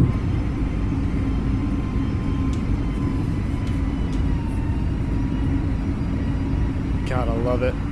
All right, we are thrust, climb, nav, auto thrust, VFU next, -10, flaps 1, or +10 rather. Actually, you wouldn't even do that on that. As soon as you hit F speed, you just go ahead and go flaps 1. All right, we're RNAV into tides. RNAV into tides. Miami departure, good afternoon. JetBlue 357, 2.8, climbing 4,000 on the main Air 1. JetBlue 357, Miami departure, radar contact, climb maintain 16,000, turn left heading 180. Climbing to 16,000, turn to the left, heading 180, JetBlue 357. Flaps 0, I wanted to do that from the outside. 180 and 16 is set, open climb. Delta 5, Lima November, heavy push and start approved, stop taxi 261. There's the Hard Rock down there. Miami departure, Giant 8051 is ready for taxi. 8061, runway 27, taxi.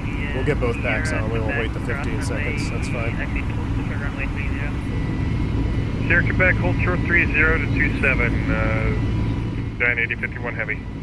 Number 112. Alright, sounds are coming down. Wind is 260 at 4, fly heading 270, runway 27 right, clear for takeoff. Flying heading 270, clear for takeoff, runway 27 right.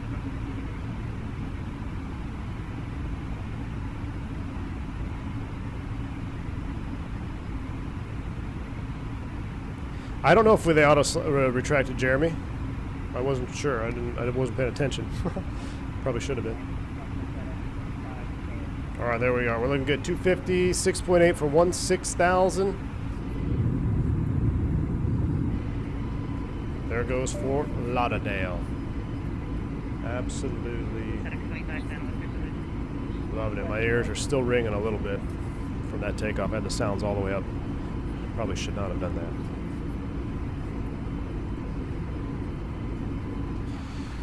Shout out to Boris Audio Works for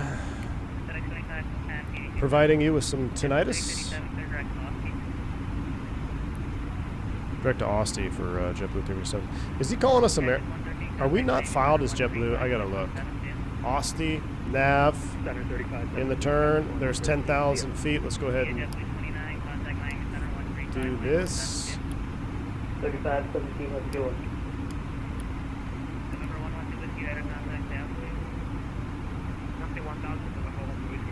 Let's come over to Austin. We're flying over your house right now, Alex? Nice. Oh, hot shot. Okay. Yeah, I saw that message there too. I'll get to it.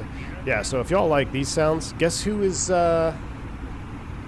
making the sound set for the Bluebird 757? Boris Audio Works. The same quality sounds that we're getting from this fly-by-wire 320 is going to be from Mr. Boris Audio Works himself. How sweet is that? How sweet is that? We'll go. Oh, I shouldn't have clicked it. Autopilot 1 is on. Go back to full screen cam here. Let's enjoy looking at downtown Miami as we leave here. I'm connected as JetBlue 257. All right. I don't know why I keep hearing American. But yeah, so the same awesome sounds. I cannot wait, Boris. It's going to be awesome. Is the weather that good in real life? I believe it is. South Florida, man. 16,000, JetBlue 404. Yep. Hot shot with you. And the CRJ coming along awesomely. Yes, it is. It is. Look at downtown Miami. Look at the Hard Rock Stadium. That is so cool. That is so cool. On the 221 Miami approach, Roger. What approach do you want in the Lauderdale?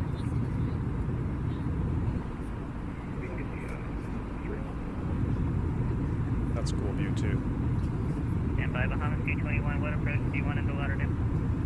Hold up, It's a busy day out here in South Florida, apparently. The ILS 28 right or the ILS 28 left? 28 left for Happy 2024, McGill. Happy New Year to you, man. Turn right, heading Flying to Denver in a 320 fly-by-wire right now? Ooh, nice, Ed. I have a feeling we'll be getting the Bluebird and Phoenix B2 around the same time. JetBlue 357, contact Miami Center 135.172. 3517, JetBlue 357-2.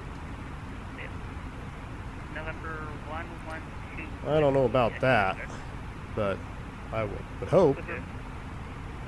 All I know is I miss 319s. 12000. I flew a 319 yesterday. 2 days. I keep saying yesterday on Sunday. Actually, it was yesterday. Yeah. Yeah, it was a long night. Direct. All right, we're 16,000, and let's see if we get a climb up here. Copy. Sunset 3 goes off. Always gets popular reverse ops. Center, good morning. A JetBlue 357 16,000. JetBlue 357 Miami Center, climb maintain flight level 380. Hello. Climb to flight level 380, JetBlue 357. All right, 38, pulling for open. Oh, I love it. Thrust climb, open climb. Spool up sound, maybe. Maybe.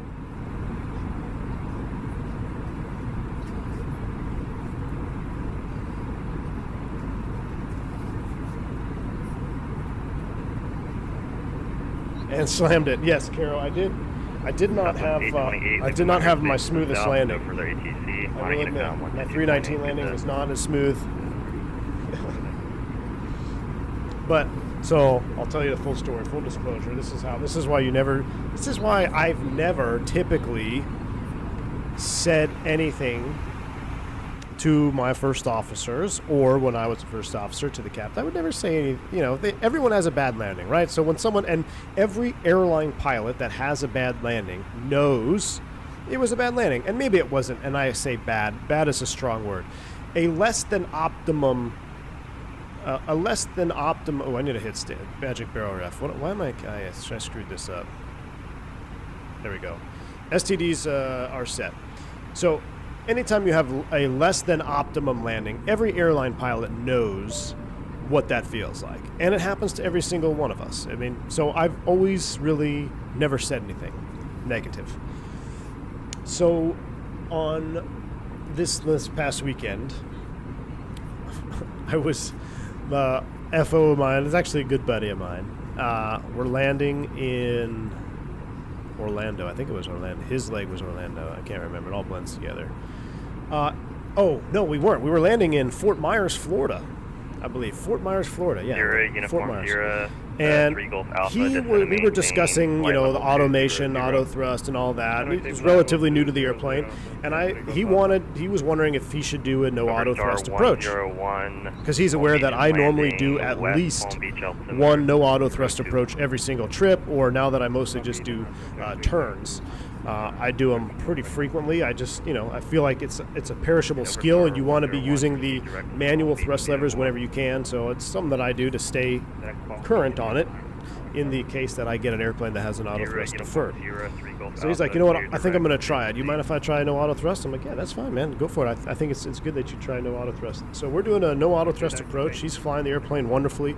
No automation from about 10,000 feet or so down. So he's doing a wonderful job managing the airplane.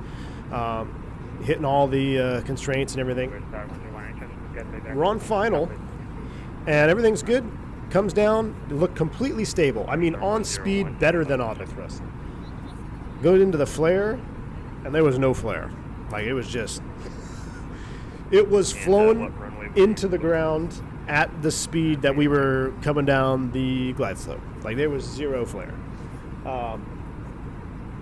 Upon impact, I looked over and I kind of jokingly said, I was like, well, you still have to flare.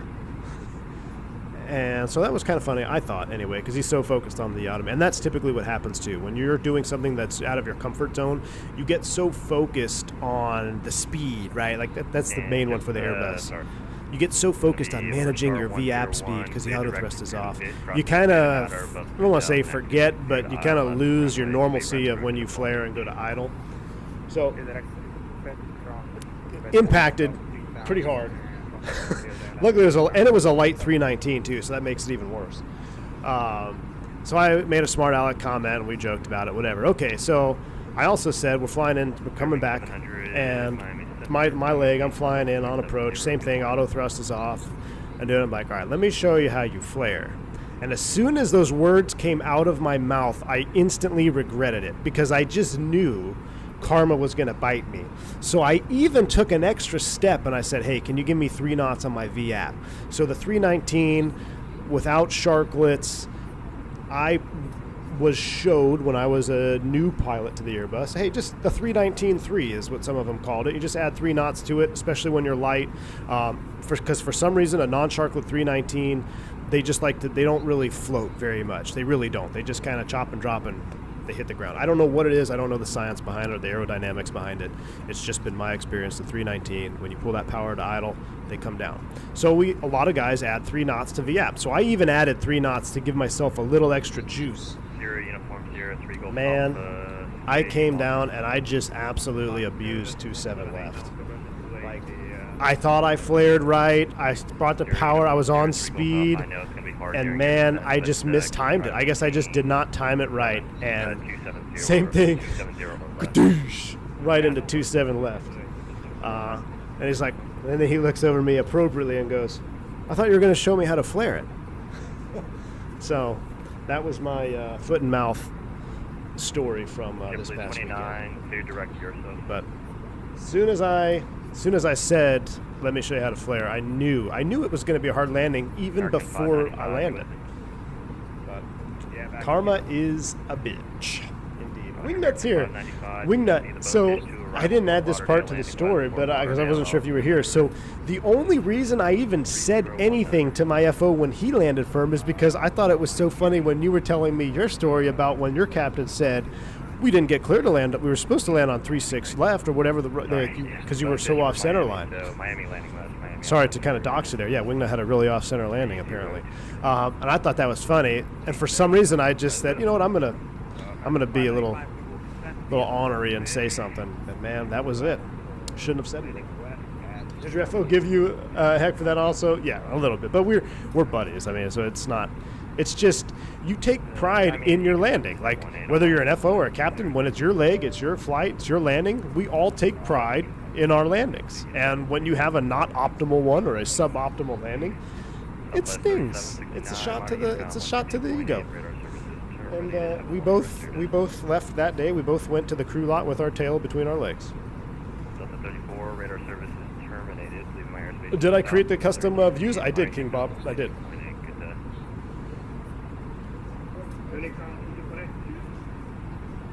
Even Blanco Lear admitted he had less than optimal landing so much that the oxygen mask deployed. Yeah. Johan Jacobs, I have seen the oxygen mask deploy due to suboptimal flares. Yes. On a 321, I've seen it. I've also seen it on a 319. And I've also witnessed, seen it as in it wasn't my landing. I watched a very senior captain drop several oxygen masks after impacting O'Hare's 9er right, I believe. All right, everything else is looking good, though. I guess we should do some airplane things here. We're climbing up to 380. That looks good. Cockpit is looking fantastic. I'll tell you what, let's monitor the climb out here on the jump seat view. Since we've got a jump seat now, man, the cockpit is just looking good. Hey, but I greased the last one of 2023. Oh, you greased it? Yeah, so that was my last landing was not a greaser. My last landing was firm. So I haven't had a smooth landing since last year.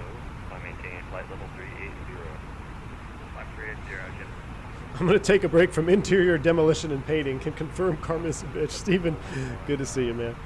Happy New Year, dude. Happy New Year. Key 6 is in the house. He's probably just now waking up because he's been partying out there in South Oakland all night long doing the illegal fireworks show. Good to see you, Key 6. Did either bus have to go to the hangar? No, Dougal. I have never, knock on wood, I'm not even going to say it. I'm just going to say I have not witnessed or been a part of a landing that has required any sort of hangaring. No. That's bad. That's real bad. I know it's 24 in the year of the long haul, but it's okay. It's only proper to start off the year with an A320 stream. What do you guys think in chat? Should 2024 be the year of the long haul? Do you think Navy pilots struggle to flare when they start flying airliners? Ask Wingnut, because he's a Navy F-18. Well, Navy F-18 guy. So I'm pretty sure Wingnut has a video on YouTube of him really impacting a runway. Right? Don't you have a video out there, Wingnut? I think you do. On my instrument check right after a perfect LPV, I landed super bad. Sight-loaded slammer. My DP just laughed at me and said, if I was on commercial, I'd fail. Well, at least you weren't on a commercial ride, though, Hot Chop. There you go. That's unreadable. I had a captain do a no automation landing into Raleigh. Everything was perfect. Slammed it in. On the roll, he just looked at me and goes, well, are there any shortcuts today? Here we are. Sometimes you just have to laugh it off. Yes, you do. Yes, you do. Just because of that story, I'm going to do it full manual into Cancun, but going to slam it in. Well, Team Vodka, you don't have to do anything different to slam it in, my friend. You just worry about that pod strike. Why are there not many SIDs out of O'Hare? Because they know what they're doing. That's my only reasoning. I don't know why, other than they know what they're doing. It's so much easier. One SID, vector departure, boom. Love it. Will you fly the PMD triple? Yes. Would like to see you in a proper heavy. Michael Carson. You can bet, man. You will have a PMDG 777 release party, as I'm sure every single streamer on the planet Earth will. Fully manual challenge accepted, says Christy. Excellent. 2024 is the year of the long haul. Laughs and pilot on. I'm pretty sure there will be quite some long hauling here. Oh, Chaos doing a little foreshadowing, perhaps. A little foreshadowing, Chaos. And if the 350 comes out, then would you? Oh my gosh, short. Hey, look. Just because long haulers are coming out doesn't necessarily mean I'm going to be flying nothing but long haulers. But yeah, we'll get some long haul in. Don't worry. Don't you worry, chat. I'm liking this cockpit. I like the little two-tone situation we got going on here. This looks clean. Looking good. Settings link? No, I don't have a settings link. They're pinned in the Discord, though, as far as my settings. But I might actually be adjusting those soon here, so don't hold too much value in those. I was looking for something. The one thing I don't like about my mini FCU is I can't see the bottom tray of my second monitor. Hold on, I gotta look over it. Number 1 Delta Foxtrot, turn right heading to 240. Whenever my landings are hard in Microsoft, they usually blame the rubbish weather physics. Imagine finishing 2023 with a load 15 report. No. Oh, so that's what I forgot to do. So TV flight, I wanted to pull out the load 15 report manually when we landed in Florida, but I was distracted. We got a status. We got a flight control class 3 maintenance message or class 2 maintenance message. So I ended up having to call maintenance and I got distracted. But FO was like, did I break it?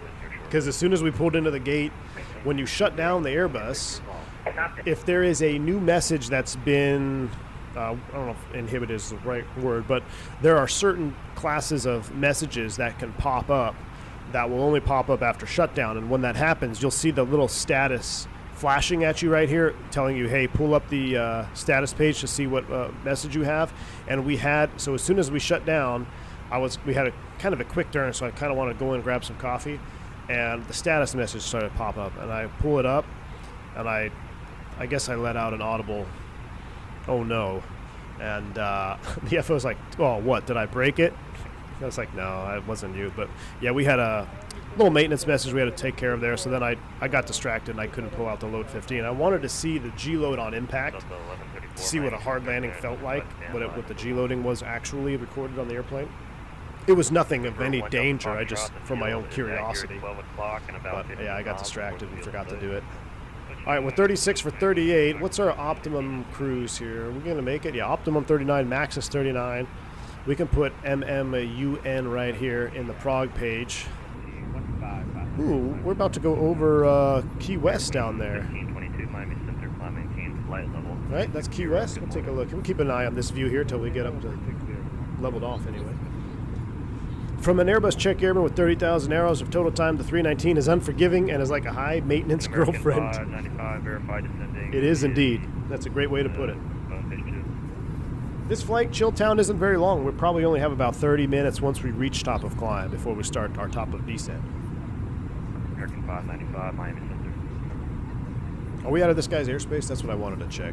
American 595. I've been here to chat, and I don't know if I missed a radio call. Let's take a look-see here at the old VATSIM map. Wow. No, we got... Oh, my conga line. What is going on? We got a FedEx out 1, 2, 3, 4, 5, 6, 7, 8, 9, 10, 11, 12 airplanes in a conga line this morning. Happy New Year to everybody. Jeez. No, we're still in his center for a little while here. Wow.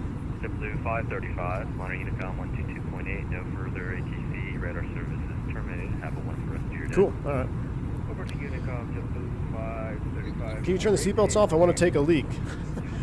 No, Krista, you want to leave them on. That way you can leave the flight deck and you don't have everybody like wondering why they can't go to the up front. No, you must remain seated.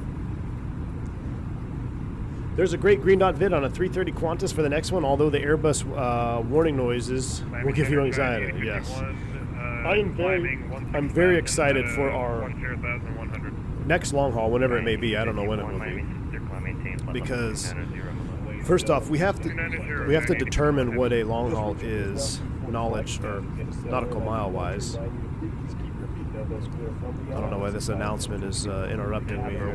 Foxtrot, wind 220 at 5, runway 24, clear to land at Palm Beach. Sorry, that's But yeah, I'm very excited for our future long hauls with our latest and greatest partnership with Green Dot Aviation. No smoking is now PED. Oh, really, Chaos? I'll take a look at it. Looks like we just leveled off. Let's take a look. So another small change.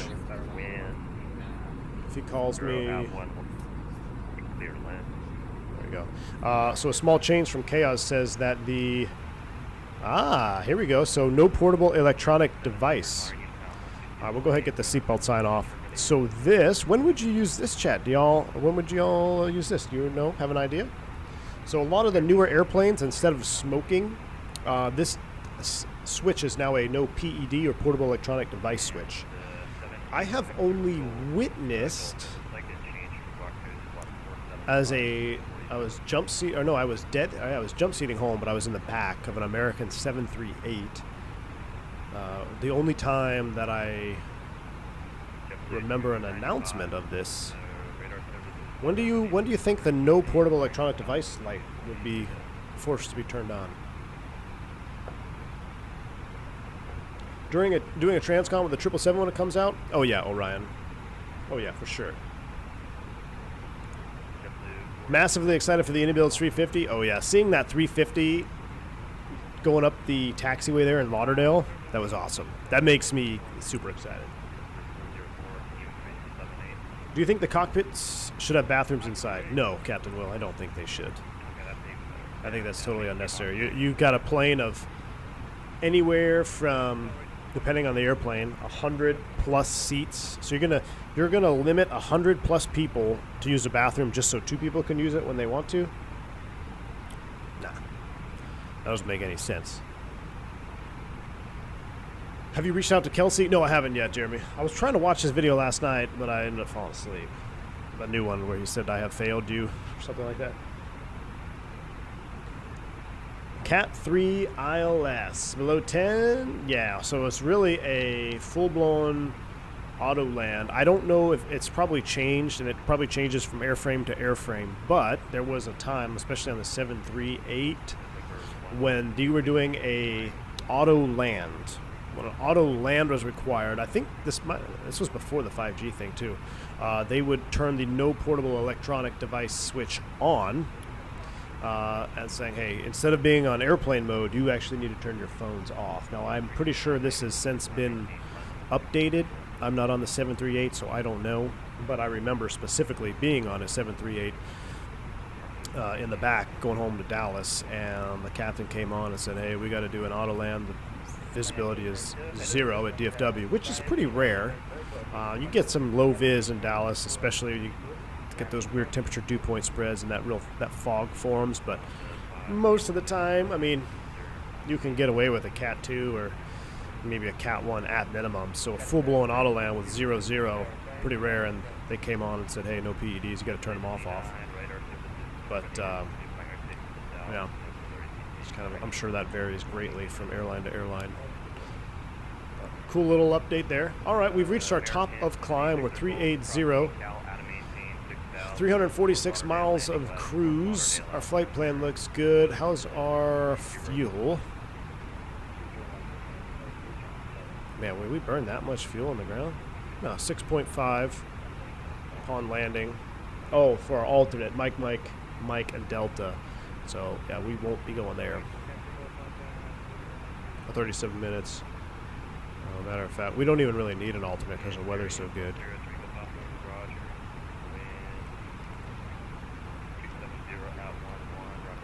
Actually, can I? Oh, I don't want to crash the sim. Can I put none in here? Will that crash the sim? Please don't crash the sim. Yay.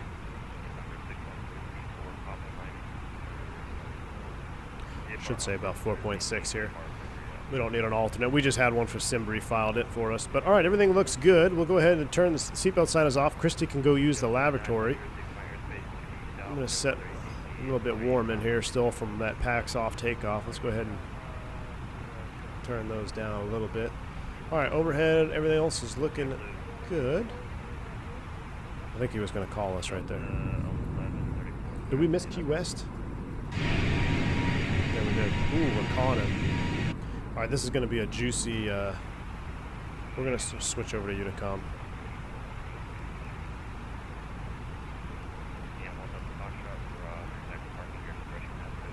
All right, we're over to Unicom. It says 0 on extra since min destination is 4.6. Oh, that's weird. 3, what do we need? Where's... Actually, that is what we need for a Neo.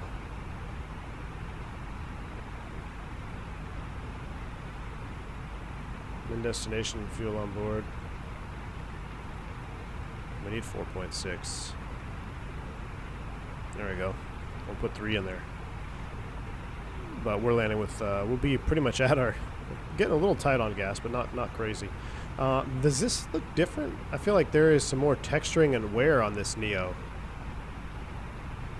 This panel looks really good. A little bit more grime. It's not the newest of Neos anymore, unless it's a livery thing here.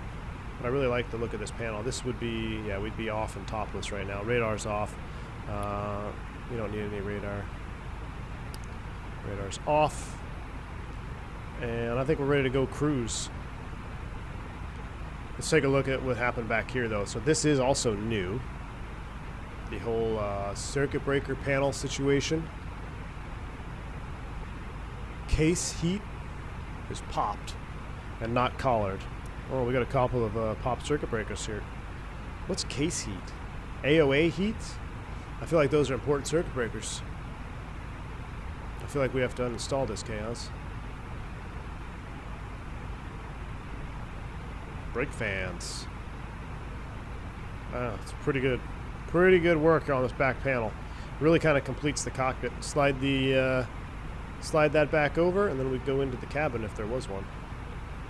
But I love it. Absolutely love it. Let's enjoy some JetBlue livery from the outside view. So I'm going to turn down this sound here. Actually, can't we go... let me come over here to the panel. Settings. Audio. Oh, look. My exterior master, as juicy as that takeoff was, I still had my exterior master volume down way low. So imagine if you really wanted to rip it, you could turn this puppy up. But all right, I like how we separated wind interior volume. I think this is one of the most underrated. This is one of the most underrated sliders of all audio sliders upon all airlines or all airplanes in the sim. Having a wind volume, you need it. So I recently just got a noise canceling headset for the Airbus. I've always been using chipsets just because I didn't want to carry a headset around. You guys want to know what it sounds like in cruise in a Neo with noise canceling headset on?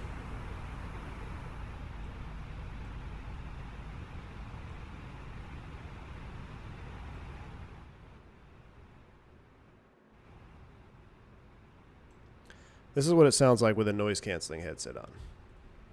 Actually, it's probably still too loud. Right about there.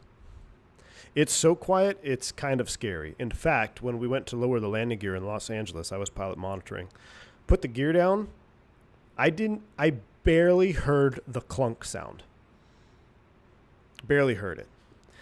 It's so quiet on the Neo that I'm probably and I only flew with one Neo since I've had my headset. I think I've only done 3 or 4 flights with my new headset.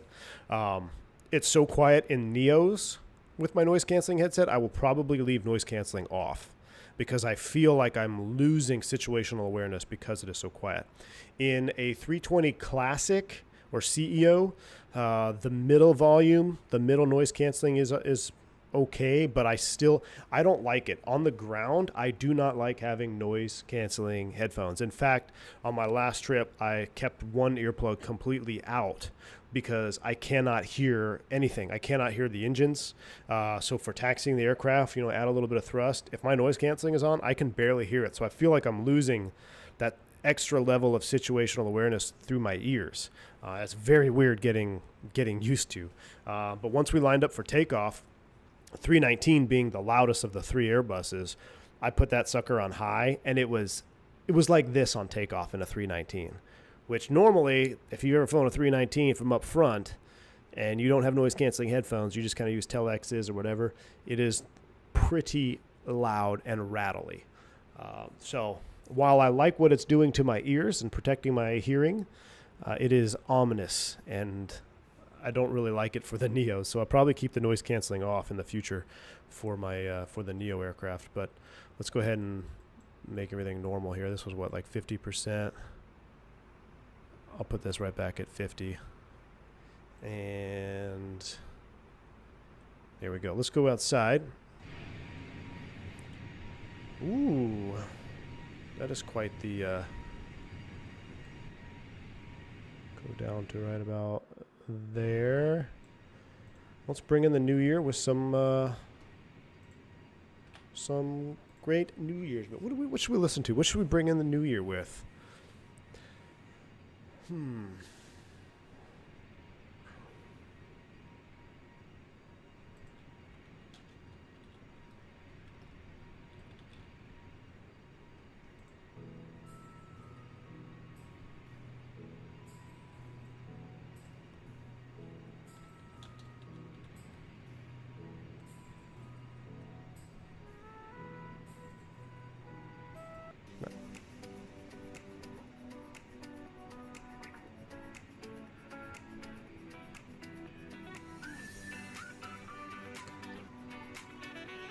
This is a Happy New Year playlist, according to Sound Studio. I don't know, this sounds like a JetBlue song. Sounds like a new song. Are they in-ear or over-ear? Jeremy, they're in-ear, so they're the Bose Pro Flights. So they go in the ear. So the mere fact of putting them in your ear, you, I guess, essentially create your own noise canceling. So imagine putting it in your ears and putting noise canceling on. Uh-oh. What? Laura's in the chat? He keeps wearing them around the house. It's giving me a complex. I tell you what, it did take a minute for me to figure out how to put those Pro Flights on. There, it's not as easy as just putting them over your head. Yeah, Caleb, I got the Bose Pro Flights in here. Missing the Korean Jazz. Swarm, that was so 2023. Can you do an emergency situation sometime soon? Perhaps. Perhaps not. I do have to do a... let me see if an airplane, the tail number has been assigned to it yet.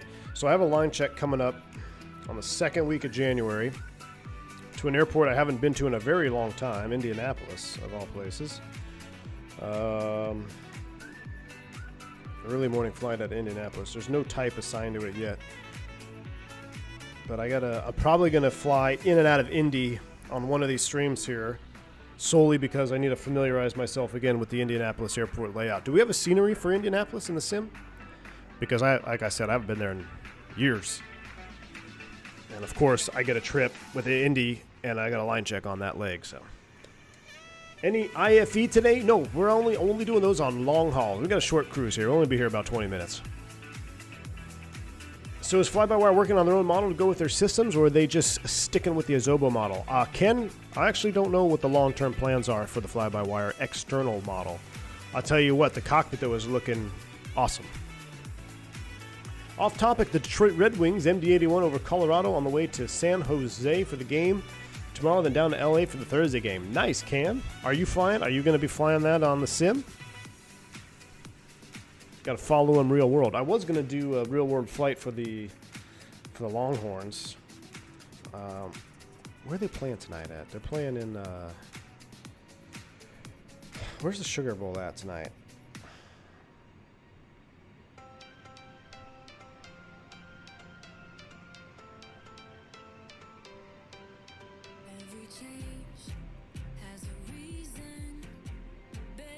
I don't know what they're playing. I forget. There is an Indy scenery. All right. We'll have to do an Indy turn.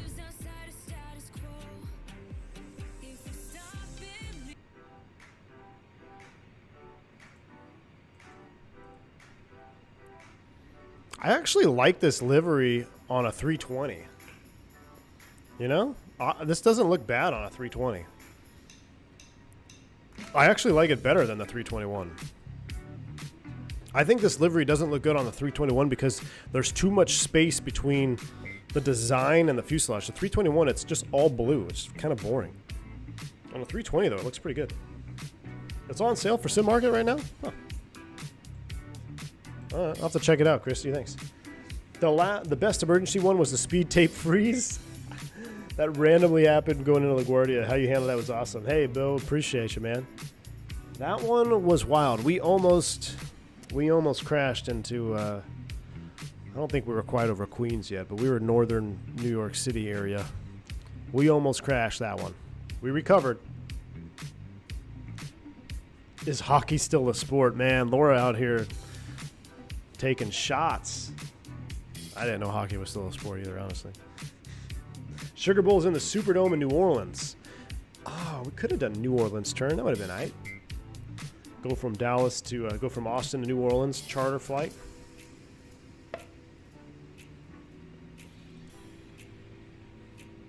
Is a PAX off takeoff different from a performance perspective than running PAX off the APU? No.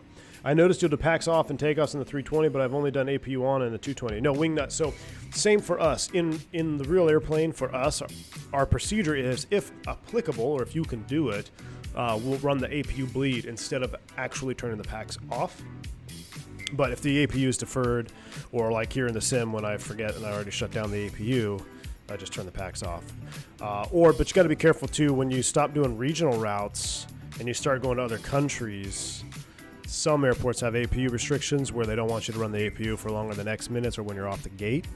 So I know the 220 only flies regional routes because it's still a regional jet.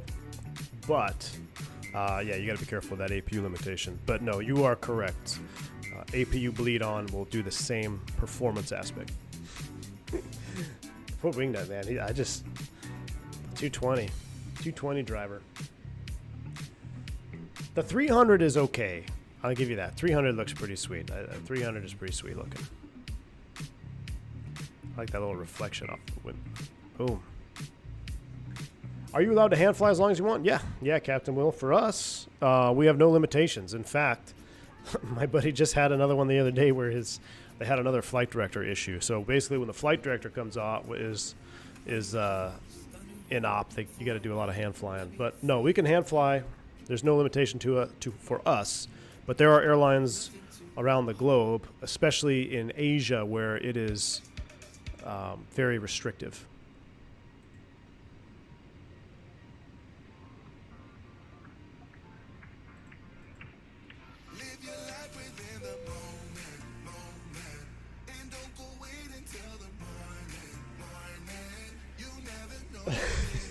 Atlanta to Orlando is not a regional route.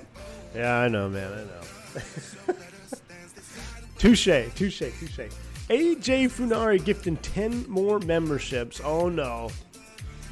AJ Funari coming in clutch again, trying to gift the memberships away so my wife can sneak into my DMs on the members only Discord.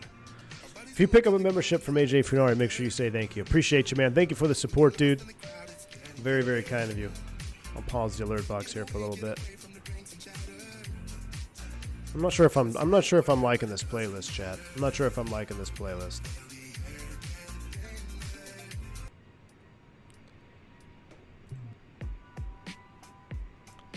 Wait, hold on. I had one from a long time ago. Let me see if I can find it. This is part of my Latins. Actually, we are going to Mexico.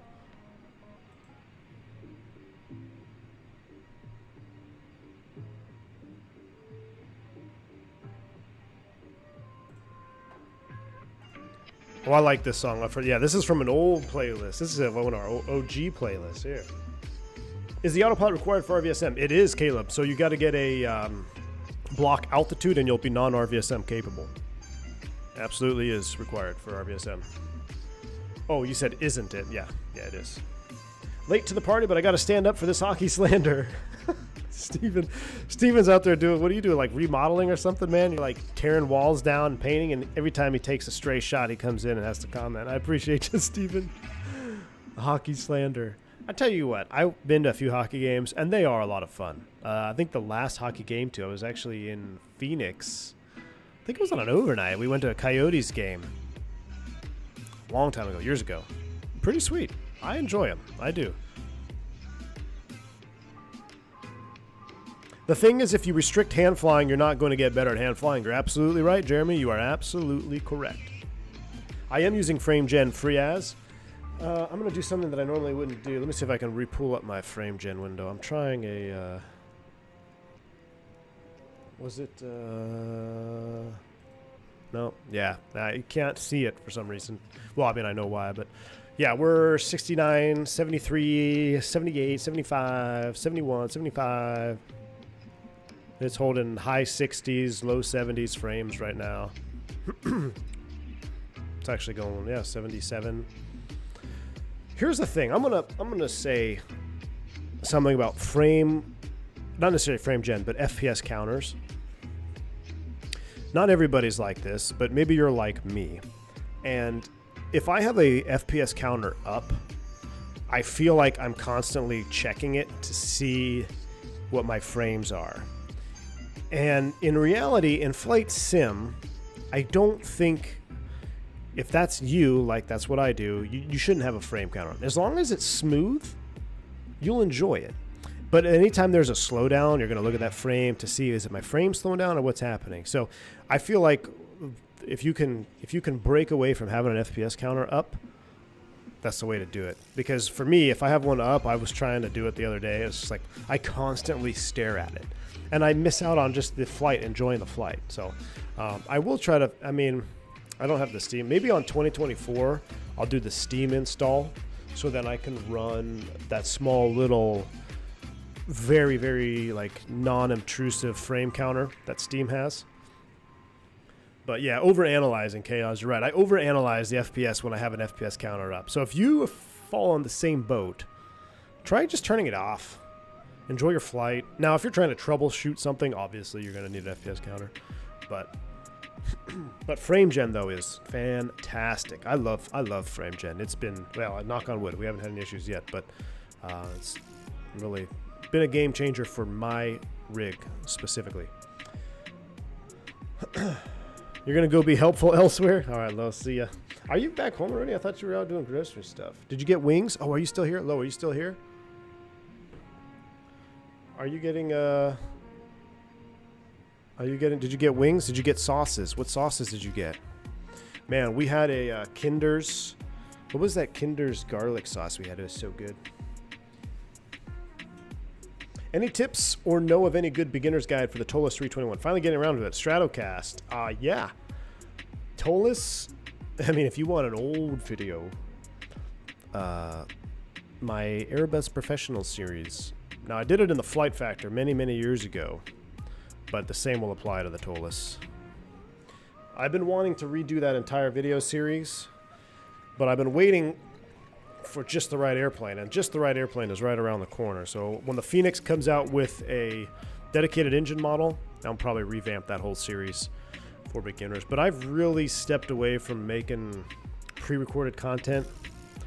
I mean, it's hard to do both. Like, the YouTube algorithm doesn't like it when you stream and do pre-recorded. It's kind of tricky algorithm-wise, so you got to kind of pick what you want to do. And I straight up just don't have the time to edit like I used to. I love editing. It's kind of a creative outlet, you know. You kind of turn the video into what you want, but it takes a lot of time to make really good videos. Lower left? Oh, no, she's here. Roasted garlic, gold. I don't like gold on the wings. And spicy teriyaki. Your viewers don't care about what wing sauces we're using for wing sauce. Yes, they do, Laura. You'd be surprised. Who cares about what wing sauces we're having? In fact, Lo, I'll probably be posting images in the food. We have an entire section dedicated to food on this channel. So they do care. Yeah, see, Dougal's got it. We do care. Roasted garlic and spicy teriyaki. That sounds dangerous. I have to get up early. Can we get something like a little bit more bland?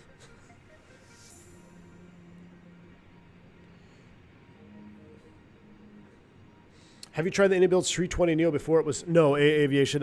There was no reason for me. I was like, I didn't want to go into the beta to just have another. Oh, that's the shot right there. Was that Cuba? Was that Cuba in the background?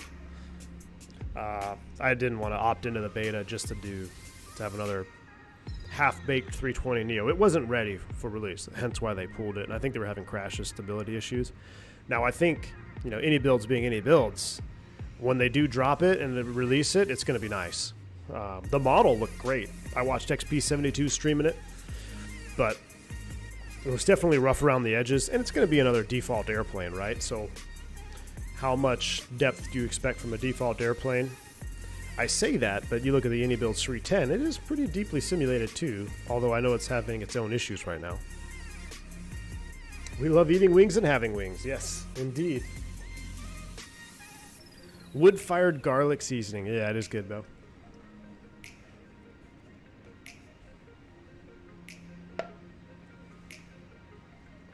Golden honey mustard is fantastic. Honey mustard is fantastic, Andre. Lo, we need some honey mustard. I love honey mustard. That is good. Rate the new cockpit. New cockpit. I like it. I mean, I think I'm having a frame gen causing that little ghosting in the switches, but it looks great. I mean, can you tell the difference between this cockpit and any other 320 cockpit out there? I think it looks pretty good. I think it looks pretty good, especially if I raise my seat up. There you go. That's probably the view. I mean, that looks just like the Phoenix cockpit to me, honestly. A little bit more orange in here. I think the colors are a little different. I really like the lighting in this cockpit too. Look, you can even see if you zoom in here. Let me get into the button. You can see where the little LEDs are. See those? I don't know if it's even coming through on YouTube. But also look at the texturing. I guess it would be texturing. So in the real airplane, these are kind of grooved out.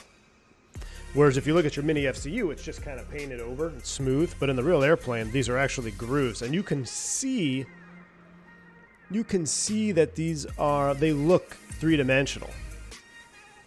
Really nicely done. And the Phoenix doesn't have the backup speed scale button. You're right here. Although it doesn't work, so 0 for 10 uninstalling. But yeah, backup speed scale. This is what we needed when we iced up in New York and we almost crashed. Now we did have a destination fuel below min. Rip. We burned through a lot of fuel there, chat. What are we landing with? We got 6.7 still. We're fine.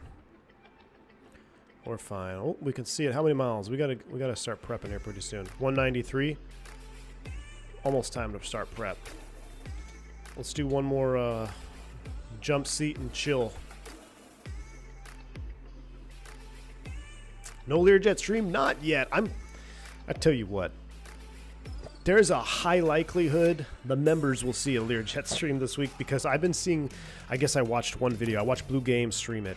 So now the YouTube algorithm, speaking of, is just pumping in Learjet videos into my YouTube. So I was watching one just before I went live here.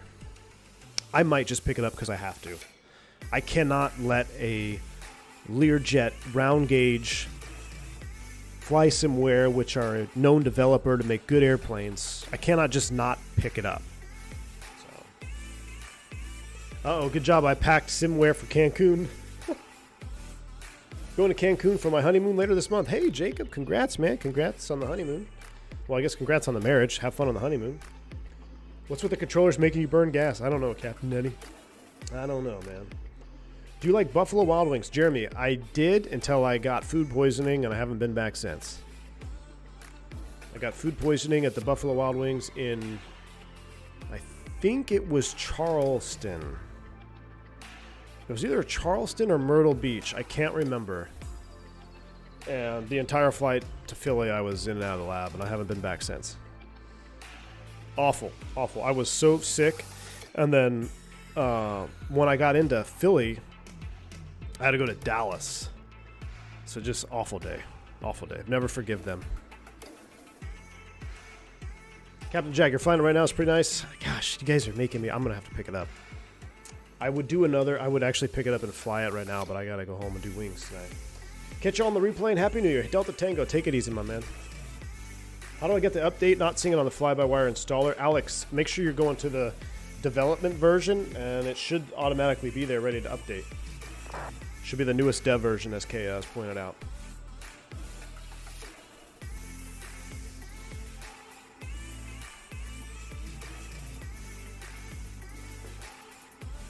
Are you smoking, frying, or both? Both. Electric smoke being over there almost every other weekend. Yeah. Stratocast. So the best thing for me, smoke the wings first, and then pull them. Little avocado oil spray on top. Now here's the, so I don't fry them. I smoke them. Avocado oil spray, get a little moisture on the skin, and then throw them into the air fryer. 400 degrees, 8 minutes. Oh, best wings you'll ever have. And they're more healthy for you than fried. And I actually like the taste of them better than fried. The controller in Aruba really burnt our fuel. Yeah, we were landing. We had a low fuel ECAM. We got a low fuel ECAM on short final. I think JetBlue messed up. I think they should have put this livery on the 320. Look at is that, what is that? Yeah, look at the glass. It's like got scratches on it and stuff. That's cool. Air fried wings are fire. Indeed, Wingnut. Do you ever cook on a Blackstone? Yes, I do, Zach. Every Sunday, man. If so, what's your favorite thing to cook on it? So, I cook everything on it, Zach. But normally on Sundays, we do family breakfast. And we'll do a big egg scramble, pancakes, sausages, bacon. If we do the bacon, we don't do bacon very much. Try to dial it back on the bacon, but yeah, man, I love the Blackstone. I've cooked fajitas on the Blackstone. But yeah, Sunday morning after church is our Blackstone family breakfast day.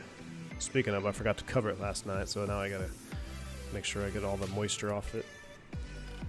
Mickey G, finishing wings and thighs in the air fryer is juicy. It is. Well, it's actually crispy, but it creates very juicy wings. Indeed, Mickey G. Local pub buy also uses air fryers. Oh, nice. Now you know why single engine taxis are a thing. Indeed. Looks too much like Breeze. I think they're trying to get the flying public to associate Breeze with JetBlue. Ooh, maybe, Wingnut.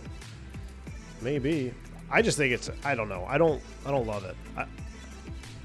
I say that it's not a bad livery, but I wish they could have done something different. I mean, an all blue fuselage is just a cop out. Like, make these mint leaves come all the way around, like all the way down through the fuselage or something. Or just, I don't know. All blue just looks lame. Or not lame, it just looks easy. It looks like it's juvenile. Maybe that's the word.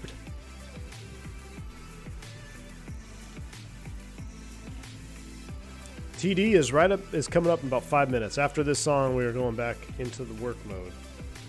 The plaid tail is not bad. Yeah, I like the plaid tail one. The shade of blue looks like blue LED Christmas lights. Yeah, it really does. That's kind of cool. All right.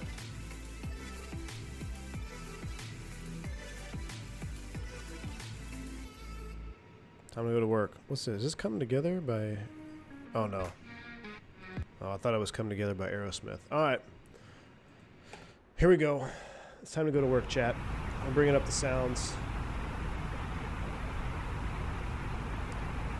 Let's see what we got. Let's see what we got here. I'm actually going to turn that up to like 10. Is this going to be too loud? Watch your ears. No, that's perfect. All right. I will turn down master volume for the stream, though, just a little bit. Okay, here we go. To Cancun. No, I need stars. And we're on the NOSAT 1 Bravo.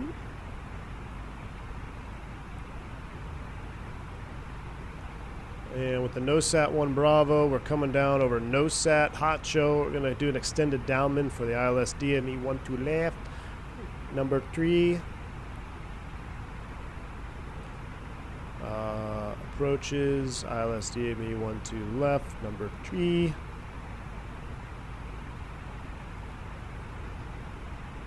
Clear direct right dog. Alright. 3,000, so for right dog transition. So let's take a look, see what kind of damage we got here. Remember we left that disco in here just to kind of look at it. Flight plan, everything looks good. NOSAT, Atmos,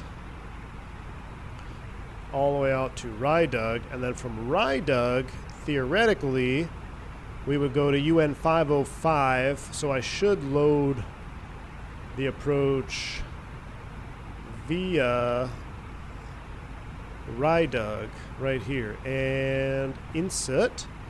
So now, if we look at our plan, and we kind of trying to get the camera to get both here,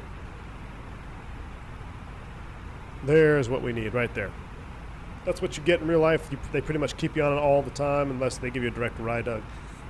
And then they give you probably 2 headings in the completely opposite direction of where you're going for spacing. Just seems to always work out that way. But for everybody that's in the conga line, I tell you what, if you're listening to the chat, everybody in the conga line, just fly managed speeds all the way down and we'll all be spaced out wonderfully. So we got a speed restriction at... on the arrival, what's that one there? It was, I'll just leave this up. So everybody just fly published speeds if you're in the chat and you're on the conga line. And by published, let's make it easy. Let's do 280, 250, 220, 200, and then when everybody turns final, I don't think there's any published on this one, on the approach itself though. Let's see. There's not. Everybody maintain, what is it, 220 until 528, and then slow to 180, because you got plenty of time in here. 220, I'm gonna, where's my marker? Oh, can I not mark up in this? I forget.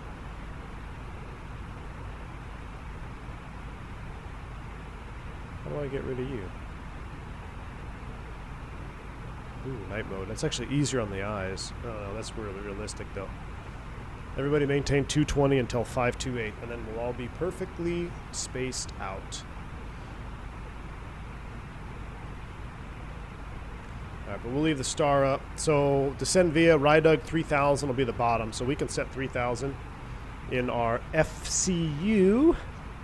Oh my gosh, having a mini FCU is just, it's the best. I love it. 3000 is set. Will be a managed descent down. Let's take a look at the minimums. 110.7 and the final is 260. So we'll go perf data.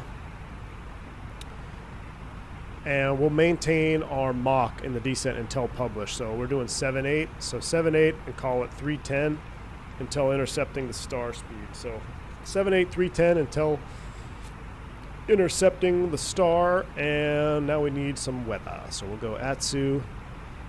We'll go weather request, and all I care about now is Cancun, so we'll send that off. We'll get ready to print that up here in a minute. I hope more airlines follow JetBlue, SWA, and NKS. What do you mean? Ditch all the white fuselages. Yes, agreed.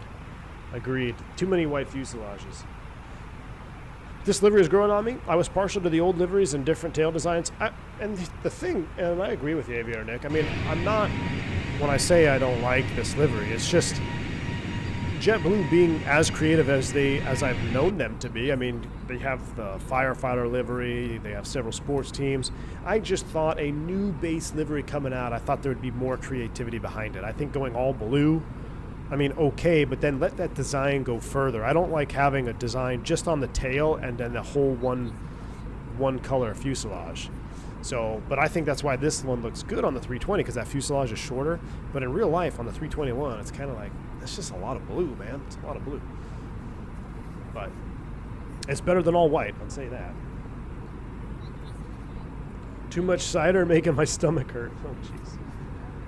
I love the old gal. The fly-by-wire is so good. I can't imagine how amazing the 380 is going to be. Oh, yeah, 380? Yes, indeed. I'm assuming, is Boris do the sounds to the 380 as well? New METAR for Cancun. We'll print that off. Special liveries, I wish all of they. Oh yeah, I wish they all did too.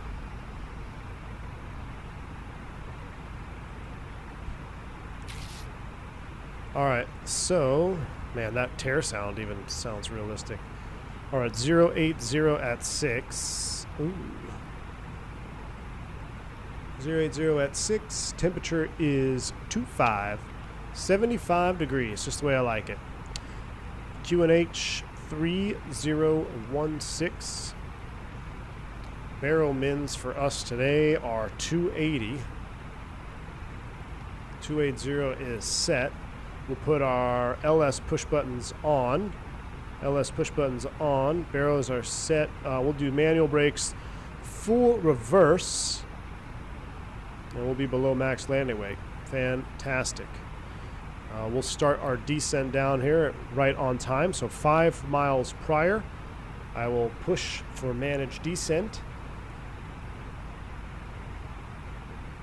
Currently chilling with snow outside and finishing up some Diamond DA42 sounds. Ooh. Wait, snow in real life? Where do you... do you have real life snow where you are? Jealous. Alright, there's 5 miles. Managed descent. Mock descent. We're coming down. Seatbelt sign is coming on. There's probably going to be a PA here pretty soon.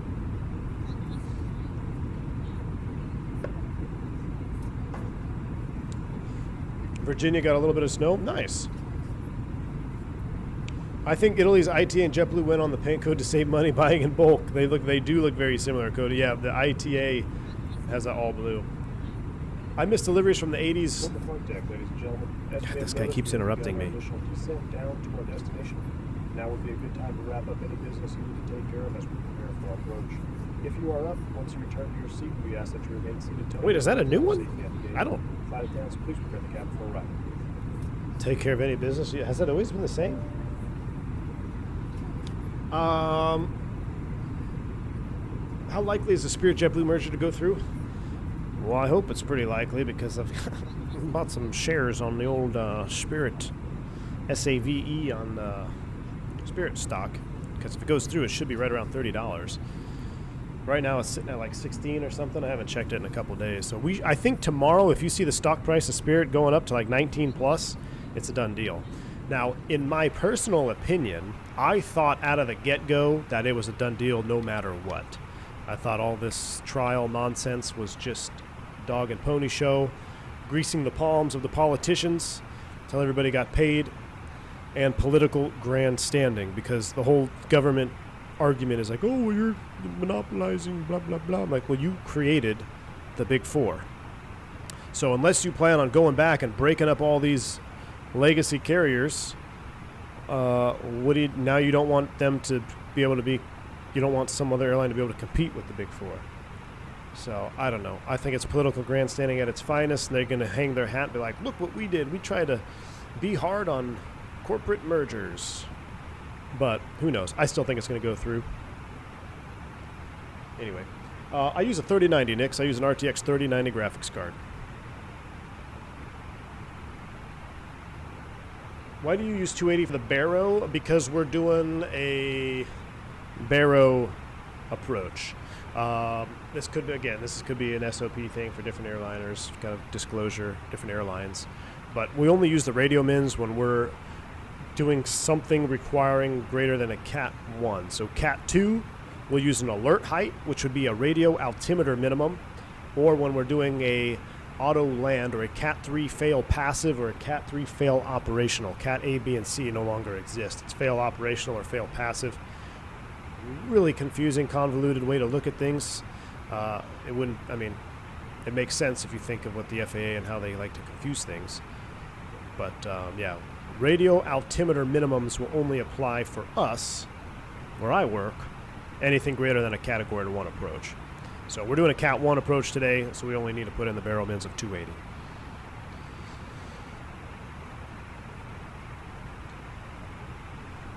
Maybe it's a sign you need to fly the fly-by-wire 3.2NX more. I think so, Aviator Nick. Hey, I tell you what, I really enjoy flying this airplane. I really do. I know it gets a lot of grief.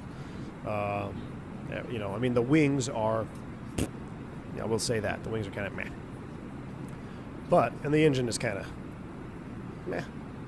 But I've seen worse. I mean, I've definitely seen worse. But the cockpit, though, I mean, I kind of wish we flew at sunset. See the night lighting.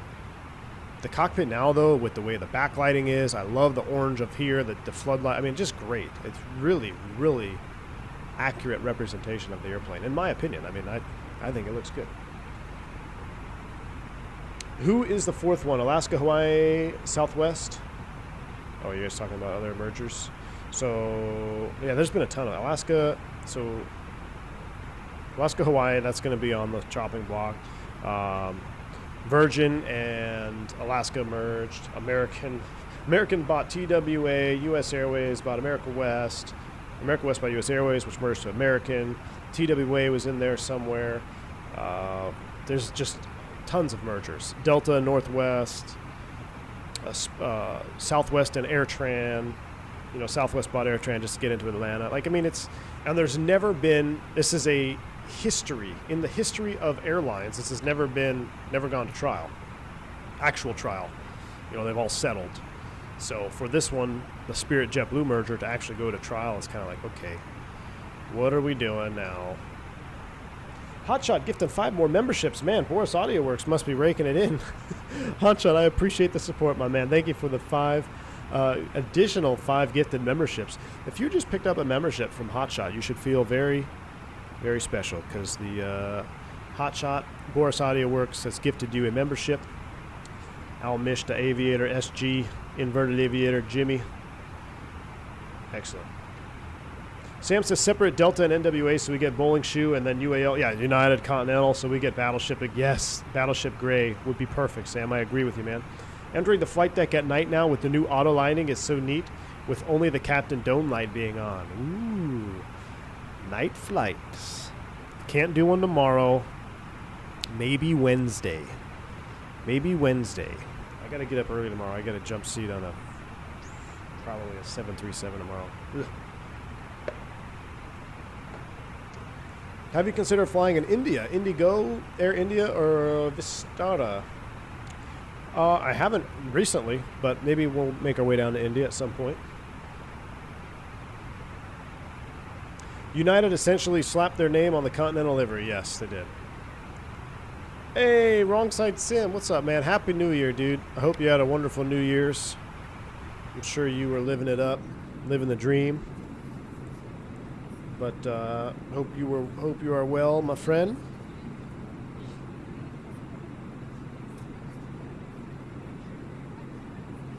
Do you like the new Ini A300? Oh yes, Mark, I do. I do like it. We flew it, 5-6 times in a row? Got to break it up a little bit, though. So, yeah, A300, you'll see it again, but I kind of want someone to drop some fictional liveries on it, like maybe a Battleship Gray or maybe a Pan Am. Actually, Pan Am did have the A300, but they had the B4? B4, yeah. I don't know. Could only fly so many American passenger ops or UPS FedEx ops. Not saying that it's bad, I just taking a little break. But I love the A300. We will definitely fly it here soon. Continental Globe tail scheme was excellent. Yes, it was, Cody. Decided I'm doing all international destinations from Fort Lauderdale on V-Spirit when I get back to the States. Tyson, heck yeah, man. That sounds fun. What are your thoughts on the FS Labs A320 family? When I flew them, they were the pinnacle of Airbus simulation. They were really, really good. Now, I haven't flown them in years. I'm sure they are just as good, if not better. As far as that, I mean, I don't know if they'll ever come to Microsoft. I really don't even know if there's a... I think they kind of missed the boat on that, if I'm being completely honest with you. You know, if Phoenix comes out, so we're following published speeds, everything looks good here. If Phoenix comes out and drops their V2 Block 2 319 and 321, it's really nothing to look at, so let's just look at our juicy cockpit. I mean, what is FS Labs going to do? I mean, they're going to bring in a 320 base package for $120, charge you $75 to put one sharklet on. You got to MEL the other one, take a 30,000 weight penalty. I don't know. I think they kind of missed the boat, unfortunately. All right, Magic Barrel ref key.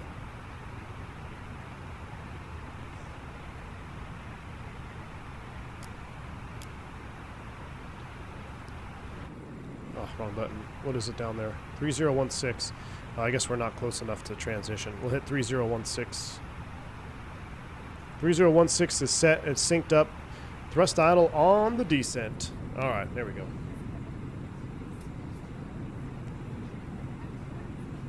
United's getting close to their 1,000ths. Maybe they'll do some retros. Maybe. A300 sounds are 10 for 10. Yeah, I love the A300 sounds. I hope they fix the like behind the or in front of the engine sound rather, because it's really quiet now. It's got to be a bug because I feel like that it's too quiet up front, kind of loud over the wing and behind the wing. It's almost like a fading issue. I hope they can clean that up. Rail Cowgirl, Happy New Year. Happy New Year.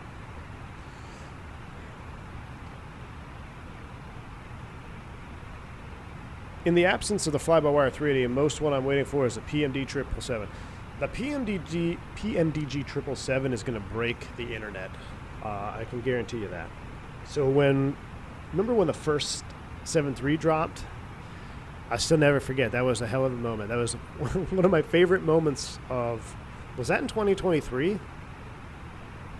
Or did that come out the tail of 22? I don't even remember now. It's been so long.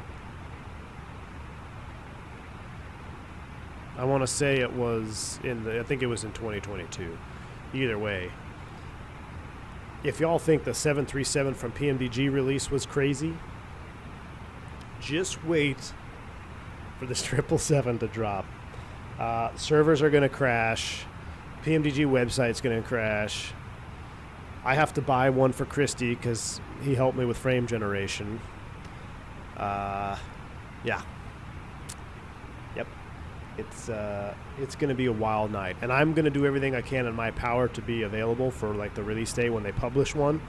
I will have everything ready to go, and I will stream it as soon as we get it. I think it'll be fun. We'll do another 777 release day party. I'm so tempted to make 777 sounds when PMDG comes out with it, obviously, unless they're really good out of the box. I'm sure they're going to be real good out of the box, Hotshot. I'm sure they'll be good. I know you don't like their 7.3 sounds, but I still think their 7.3 sounds are pretty good. I think in order for it to be most effective, you got to have an airplane that is lacking sounds. You know, if you have an airplane out of the box that has good sounds, maybe they're not perfect, but they're good. I think most simmers might just be like, I don't need to change it. But I am most excited for Boris Audio Works on the 7.5. That'll be, as of right now, the 757 is my most anticipated release for 2024. It's my most anticipated one. It better not come out mid-trip now that I'm off reserve. Sam, it probably will, dude. If you're off reserve, congrats, and it'll probably be right smack dab in the middle of one of your trips, man. It's just how it works out. I keep getting freezes on the 7.3 from PMDG, like 10-second long freezes. Chris, I feel like I've heard of people having similar issues.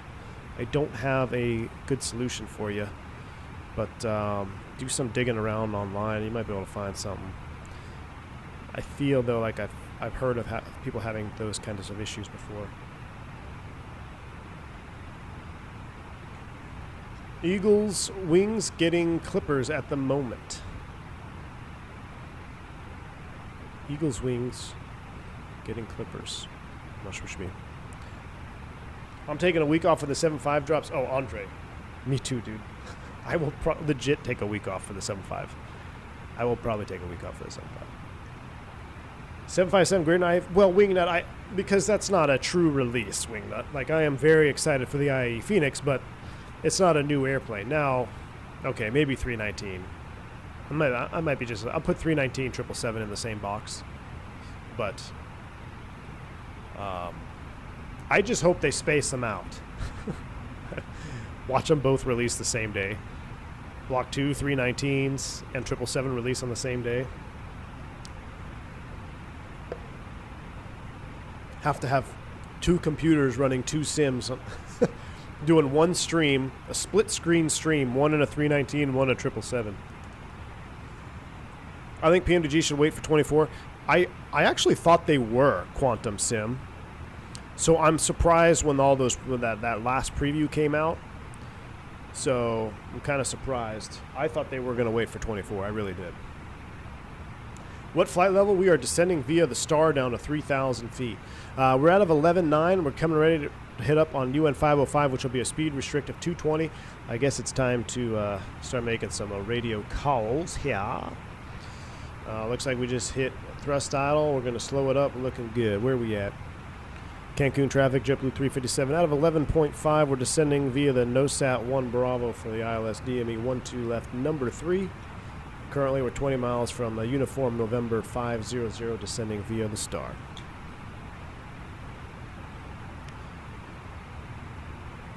All right, we're on speed. Everybody's going to fly the same speed, so we should all theoretically be spaced out.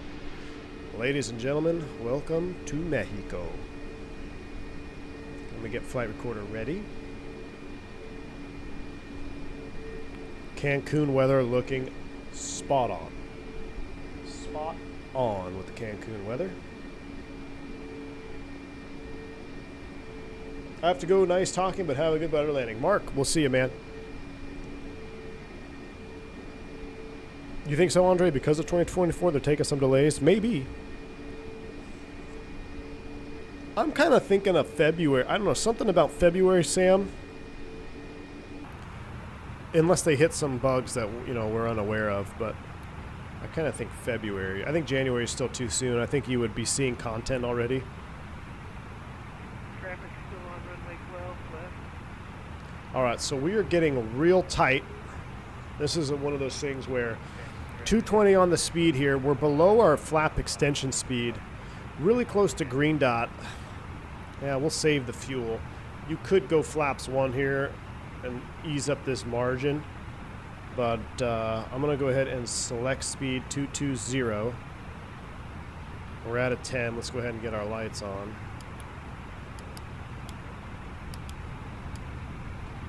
In the turn, this VLS might come up here a little bit. We should be all right. We're still 10 knots above green dot. Go ahead and get a little speed brake on there. We'll go ahead and bring up the Throttletek cam. I'm going to turn my light on over here. Hold on. Perfect. All right, let's see if this VLS shoots up here in the turn. What flight recorder? Rail Cowgirl, I am using flight recorder off the FSTO. It's just called flight recorder. I have a very, very outdated version. My version number is 0.18.1.0. I don't know what the latest and greatest is, but if it ain't broke, I don't fix it. So it's been working wonderfully, so I've never updated it. It's been a couple of years. All right, there's speed. We're leveling at 8,000. Look at that V Alpha Prot coming up. Might have to go flaps 1 here. Ooh, the spidey senses start tingling when you see that tiger tail move like that, but we're okay. We're saving 5 pounds per hour by not extending the flaps. No, that's not true. I forget what it is. My buddy did a calculation on how much. Well, that would be why our spoilers were out. That would be why. I think it's like $5 a minute or $3 a minute every time you don't extend flaps when you don't need to. I have to relook at the numbers he ran, but he did a quick and dirty mathematical calculation how much fuel you can save the company, and then you apply that fleet wide. Because most guys, I don't say most guys, but a lot of inexperienced guys, as soon as they get below their flap extension speed, like, all right, flaps 1. You don't need flaps 1 right now. We are above green dot. We've got a nice 20 plus knot margin till VLS. V Alpha Prod is still sitting way down here in the high 180s. You can look at clean slat speed 190. Well, where is our? It would be in the next phase. Clean speed 211. So like we have plenty of margin right here. Just because you're below a flap speed doesn't mean you need to throw those flaps out. Unless you're going to be doing some maneuvers, maybe some 90-degree turns, maybe you're, you know, getting vectored in 90 and that VLS keeps shooting up, then go ahead and drop flaps 1. But just because you go below flap extension speed doesn't necessarily mean automatically deploy flaps. Take a look at the whole scenario, big picture. We're going to be on a long vector like we are right now. Yeah, we don't need flaps. And the Fokker 28 is gathering dust in V1's hangar. Winky F-28 streams coming up soon. There's so many airplanes, I don't have enough time. I would stream tomorrow, I would do another stream tonight if I could, but something big is for the V1 household and myself personally. There's something very large on the horizon, possibly. It either is or it isn't, and I won't know until tomorrow around noon. So I can't, and I have to jump seat tomorrow somewhere, so I can't really disclose what's going on, but I would do more. I would do another stream if I could tonight on the Fokker. Would you use flaps 1 if you're in a descent trying to keep the rate descent? No, I would use speed brakes, Sam, because if your 210 is slick, and if you go flaps 1, you're just hurting yourself by increasing the idle speed. So it's better to use speed brakes, but depending on your weight, if you deploy those speed brakes and that VLS starts shooting up close to where you are, now you have no choice but to deploy flaps 1 and use the speed brake. So it's kind of a not every situation fits all. You have to really look at what you're doing, especially if you're turning. But if you're straight and VLS, you got plenty of space between VLS, yeah, stay flaps clean with the speed brakes out. You're gonna do better. It's gonna be more efficient than going flaps 1 full speed brake. V1 getting a GA plane. Yeah, I'm buying a King Air C90 tomorrow. I wish. All right, 200 knots at Verdam, so we'll go ahead and dial this puppy back. And now, you'll see here as we start, so this is exactly what you were talking about, Sam. So now, I want to get to 200 knots for Erdam. At green dot, 200 knots, I could select 200, but now watch what happens when I'm trying to slow down and go down. If I go speed brake here, you see that VLS is creeping up on me, so now would be the appropriate situation. Let's go flaps 1, now run that speed brake, and I'm doing my best to slow down and go down in the Airbus right now. So that's kind of the best way to go about that. You can see with flaps 1 now I got plenty of margin. Yeah, you got to kind of look at the different situations.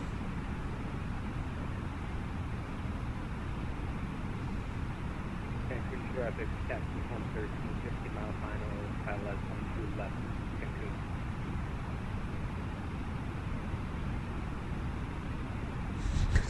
Fireflyer says, to someone with 4 kids, you'll never afford an airplane with the food they require. I know this, Fireflyer.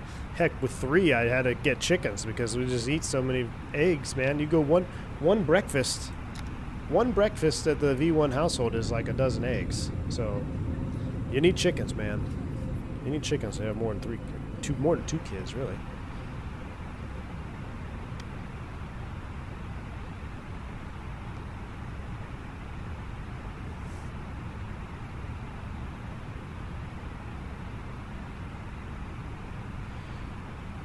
All right, there's 3,000. We're on speed. And we're going to maintain 200 knots until, what I say, 5:05. So we'll maintain 200 knots until 5:05, and everything should be hunky-dory here. Oh, that looks awesome, though. This is exactly what Cancun looks like. All green, hazy. Love it. Shaq says if he has another kid, that'll make his... Oh, my God, Shaq. Yeah, I don't know if that's happened.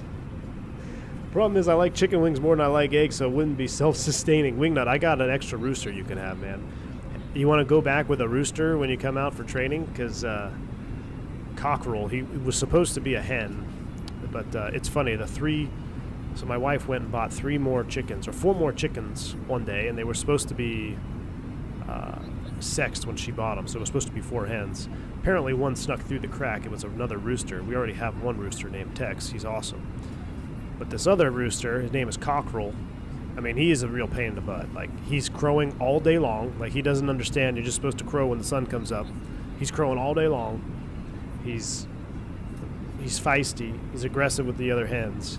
So if you want some chicken wings, man, I'll hook you up. Do you have plans to go to South America in the sim? Oh, man, I almost did a Avianca flight today. Aviator, yeah, for sure. I love flying in South America. 100% we'll be doing some more South America. We did a whole South America tour. But, yeah, we'll be going back.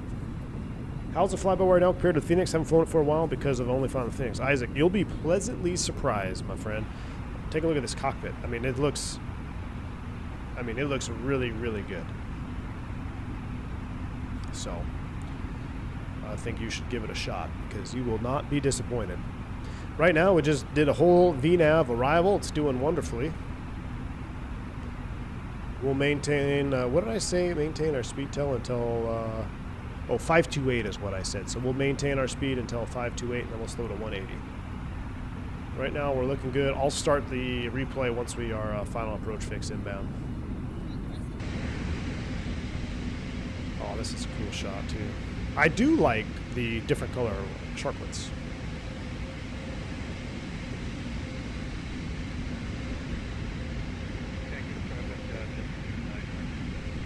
Any more flights tonight? Not tonight, man. I got some wings I gotta throw in the smoker. Gotta hook 'em horns, baby. Texas tonight. We got Texas, Washington, and who else is playing? It's Bama and Michigan. Using frame gen? I sure am. And it's generating deliciously. Look at that turn. I love it. Yeah, EFB is best EFB. I'm just going to flat out say it. Right now, fly-by-wire EFB, best EFB. It's the fastest, most intuitive. It's got everything you need.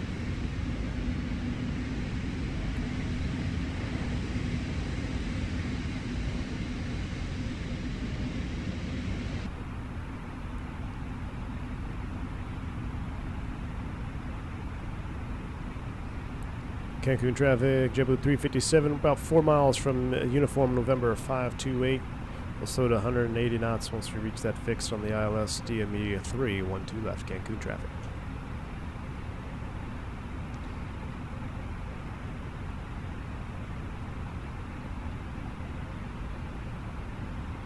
Rail Cowgirl, I'm using TAA. I'm using TAA for anti-aliasing. Agreed. Outer tank fuel transferred. Let's make sure those valves did open up. Yes, they did.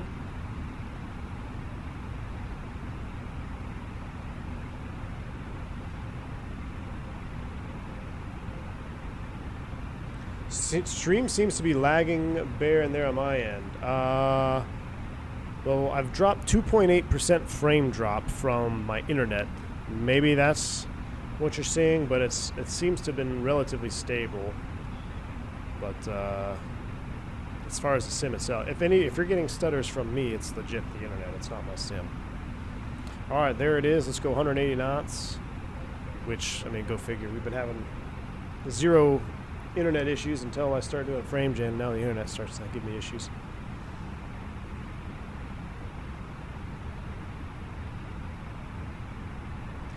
VFE next -10, flaps 2. And recording is on.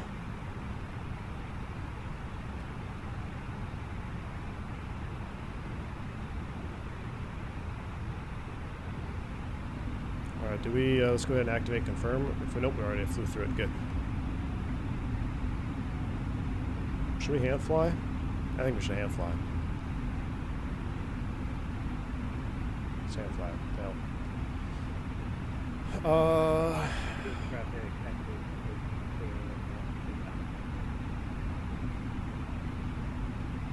Yeah, when I tab out, it loses frame gen. So that's when maybe you see a stutter when I'm clicking between screens. That could be it too. But recording is on. Oh, we never armed the approach. We never armed the approach, chat. Auto thrust is coming off. Gear down. Manage speed. Glide Soapstar, Lodestar. We totally did not even arm the approach. That's right, we shut it off. Alright, going out to set 3000. Spoilers armed.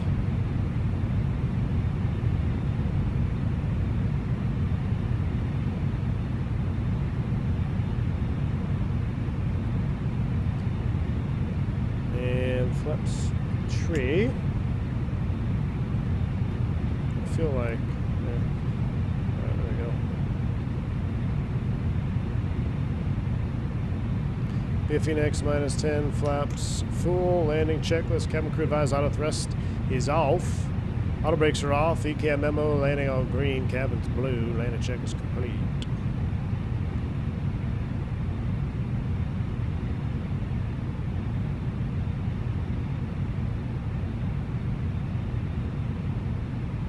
Well, the other thing I noticed with real-world noise-canceling headphones is it's more challenging to hand fly with the auto thrust off because you can't hear the engines. You literally cannot hear them. So, I mean, I can almost tell what my thrust setting is just by listening. But when I have my new headsets on, I have to check the ECAM or check the engine display. I don't know if we're getting a little bumpy here or what's going on with that. Definitely getting some kind of bumps.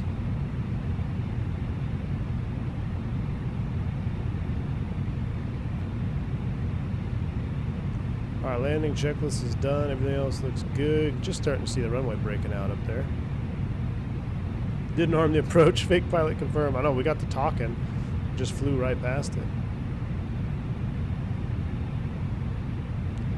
9 knot direct crosswind.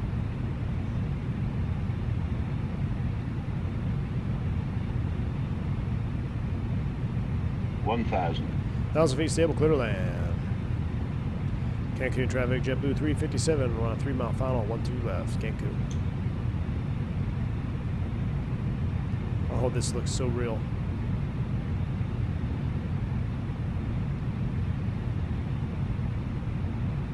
Now my N1s are definitely much lower than they'd be in real life right now. We'd be right around that 50% mark.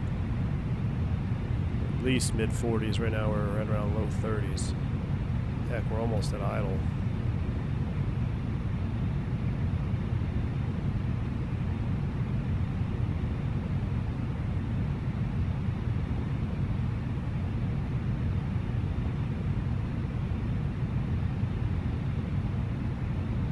I love this airport. 400. This is dead on exactly what it looks like in real life. 100 above. Landing.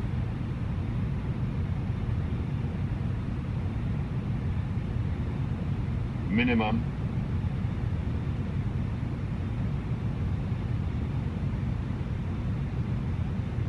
Eee. Well, now I need power. Jeez. That was weird. 50. Okay. 40. 30. 20. Aero source. 10. 10. 5.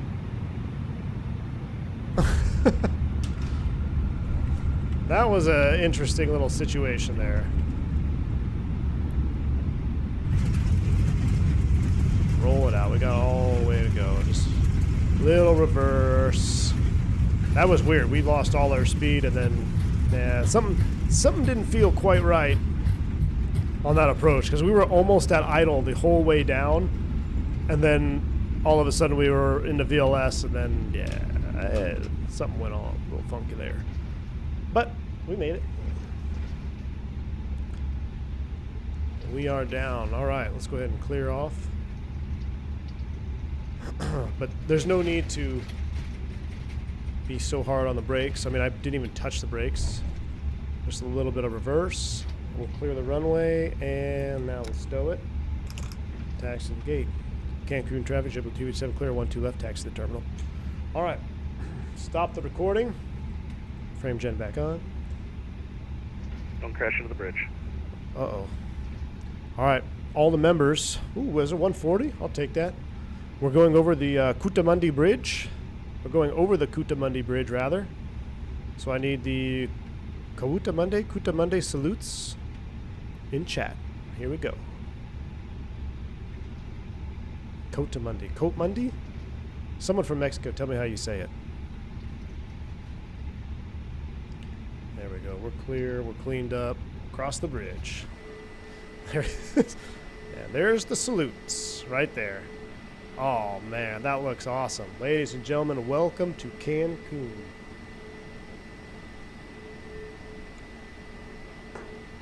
Taking traffic JetBlue, reheating over uniform, November 506, down. ILS 1. All right, let's do things semi-realistic here. We'll go ahead and turn those off. I'm going to stop because I can't see where I'm going, so I'm just going to apply the brakes. Taxi light on, that's off, and let's start the APU so we can actually do a shutdown. All right, let's go ahead and continue.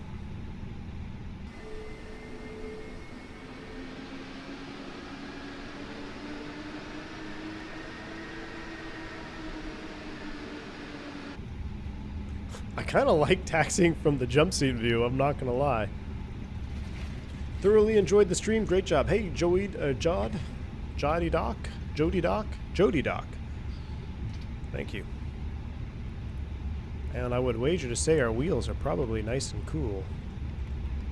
If I can click on the wheel page. Look at that, 35C. A new hire would have those puppies up at 350 right now. Oh, I'm gonna go low brakes, idle reverse. Slam on the brakes, 80 knots. Alright, let's bring her on in here. Let's go park next to JetBlue since Cactus is still doing the gear sling over there. We'll go ahead and park it right here. We'll get 3 JetBlues all together. Take, what is that, 44. Taxi light is off. And let's roll in here to gate 44. Now I'm curious. Hold on, I'm gonna go. I want to see if we can get. So you see how that's a DLSS thing, or not DLSS thing. Hold on, let me. Gate. Nah, we don't have any. All right. Oh, there we go. Air, colon, air.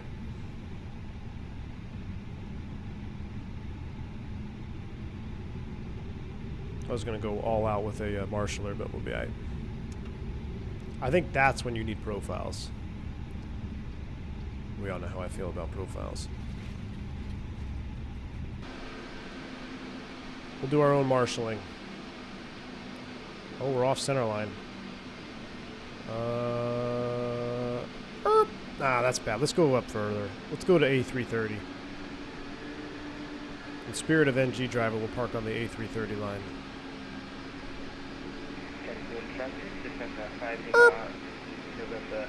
Brakes are set. Let's do a spool down from outside.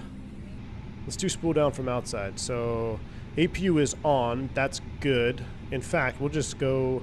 Actually, I'm going to leave it because we have to start engines. Let's do this. I'm going to set up my camera for outside sounds. I don't think we've ever done an outside spool down. We'll do it from marshaller view.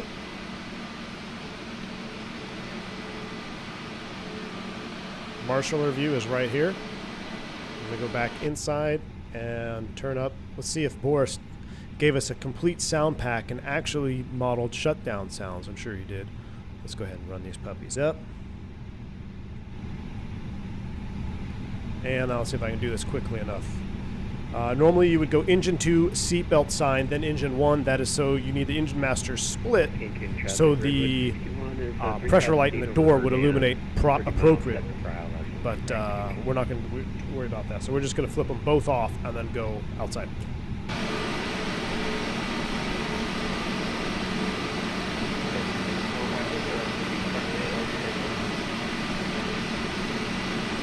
Landing on you, right? Did we do it too quick? We did it too quick.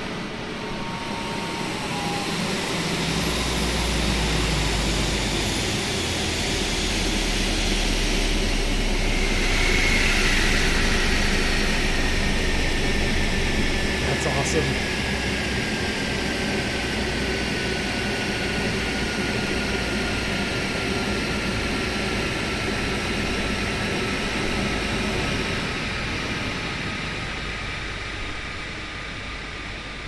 That is awesome. No, this is not FT Sim.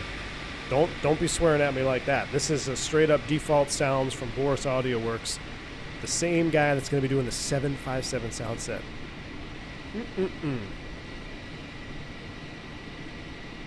Look at that. Look at the animations are really smooth, you know, even for shutdown, you know? Nice deceleration.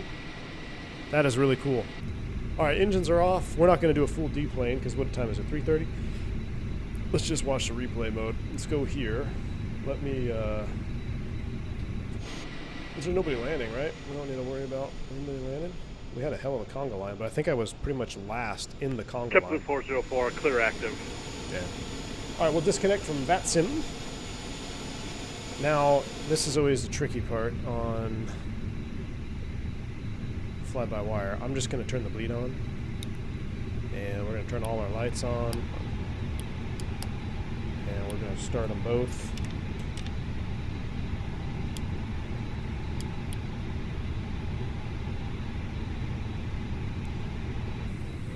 Will they not start both? No, they won't. Dang it, realism. Oh, actually. Haha. There's more coming in? Alright, well, let me... While they're spooling up, let's see if we can zip over here for our replay.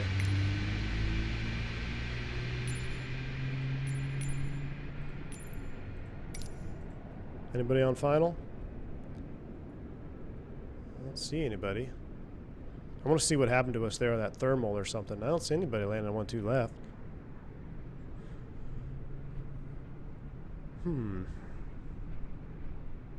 The Leap specifically has an air whoosh sound that you heard. I did hear it. I did hear it.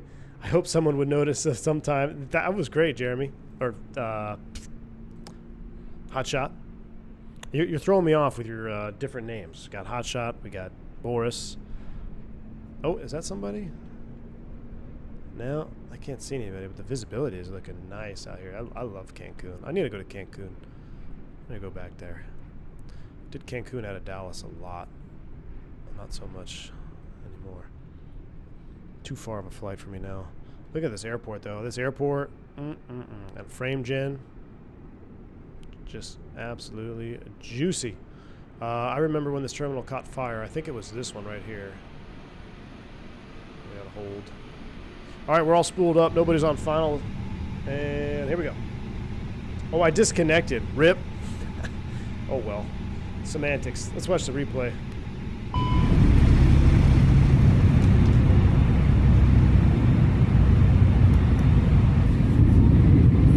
It's going to take a minute. Oh, yeah. So the internet frame is dropping again. I don't know what's up with that. My internet sucks. I'm over it, man. I'm going to quit streaming. I am done streaming. Internet is just terrible. Oh, it helps put the flap lever in the full position. I need more dude, I've had so much coffee. I can't. I'm still recovering from last night. I'm too old for that stuff. I'm too old for New Year's Eve.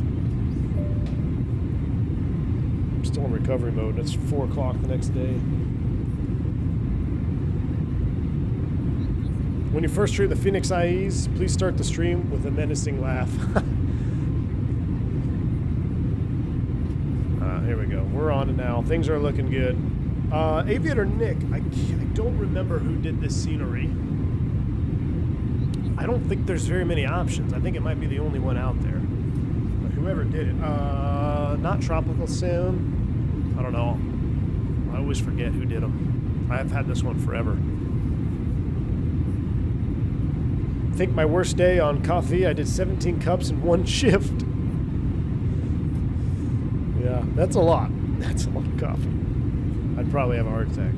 Are you going to do a second leg? No, man. I wish. I got to go home and start smoking the wings. Hook 'em horns, baby. We got some football to watch tonight. I celebrated New Year's Eve at 7 p.m. and then crashed, says Mix. Yeah. Yeah. I didn't even make it. I tried hard. I tried really hard to make it till 1 or midnight plus. Let's see how we did. Everything was fine. We're coming around here. Everything's looking good.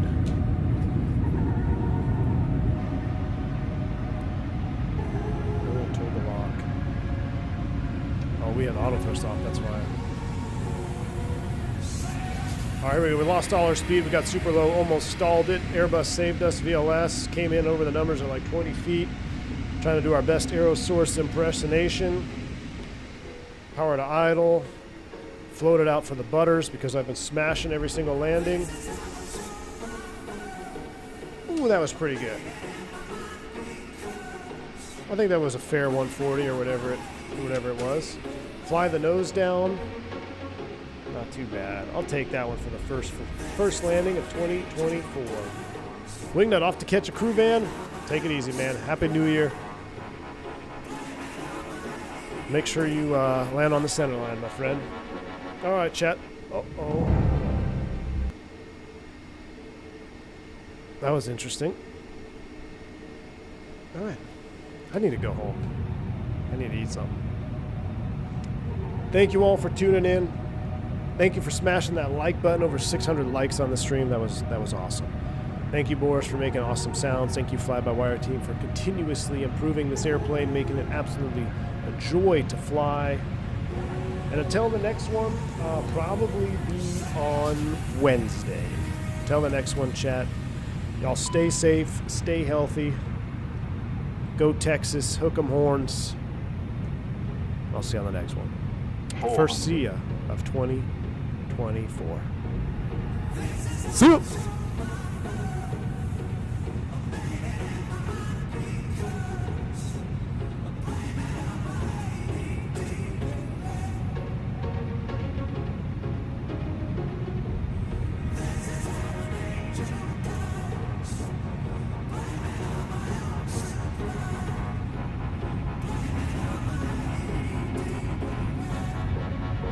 $50.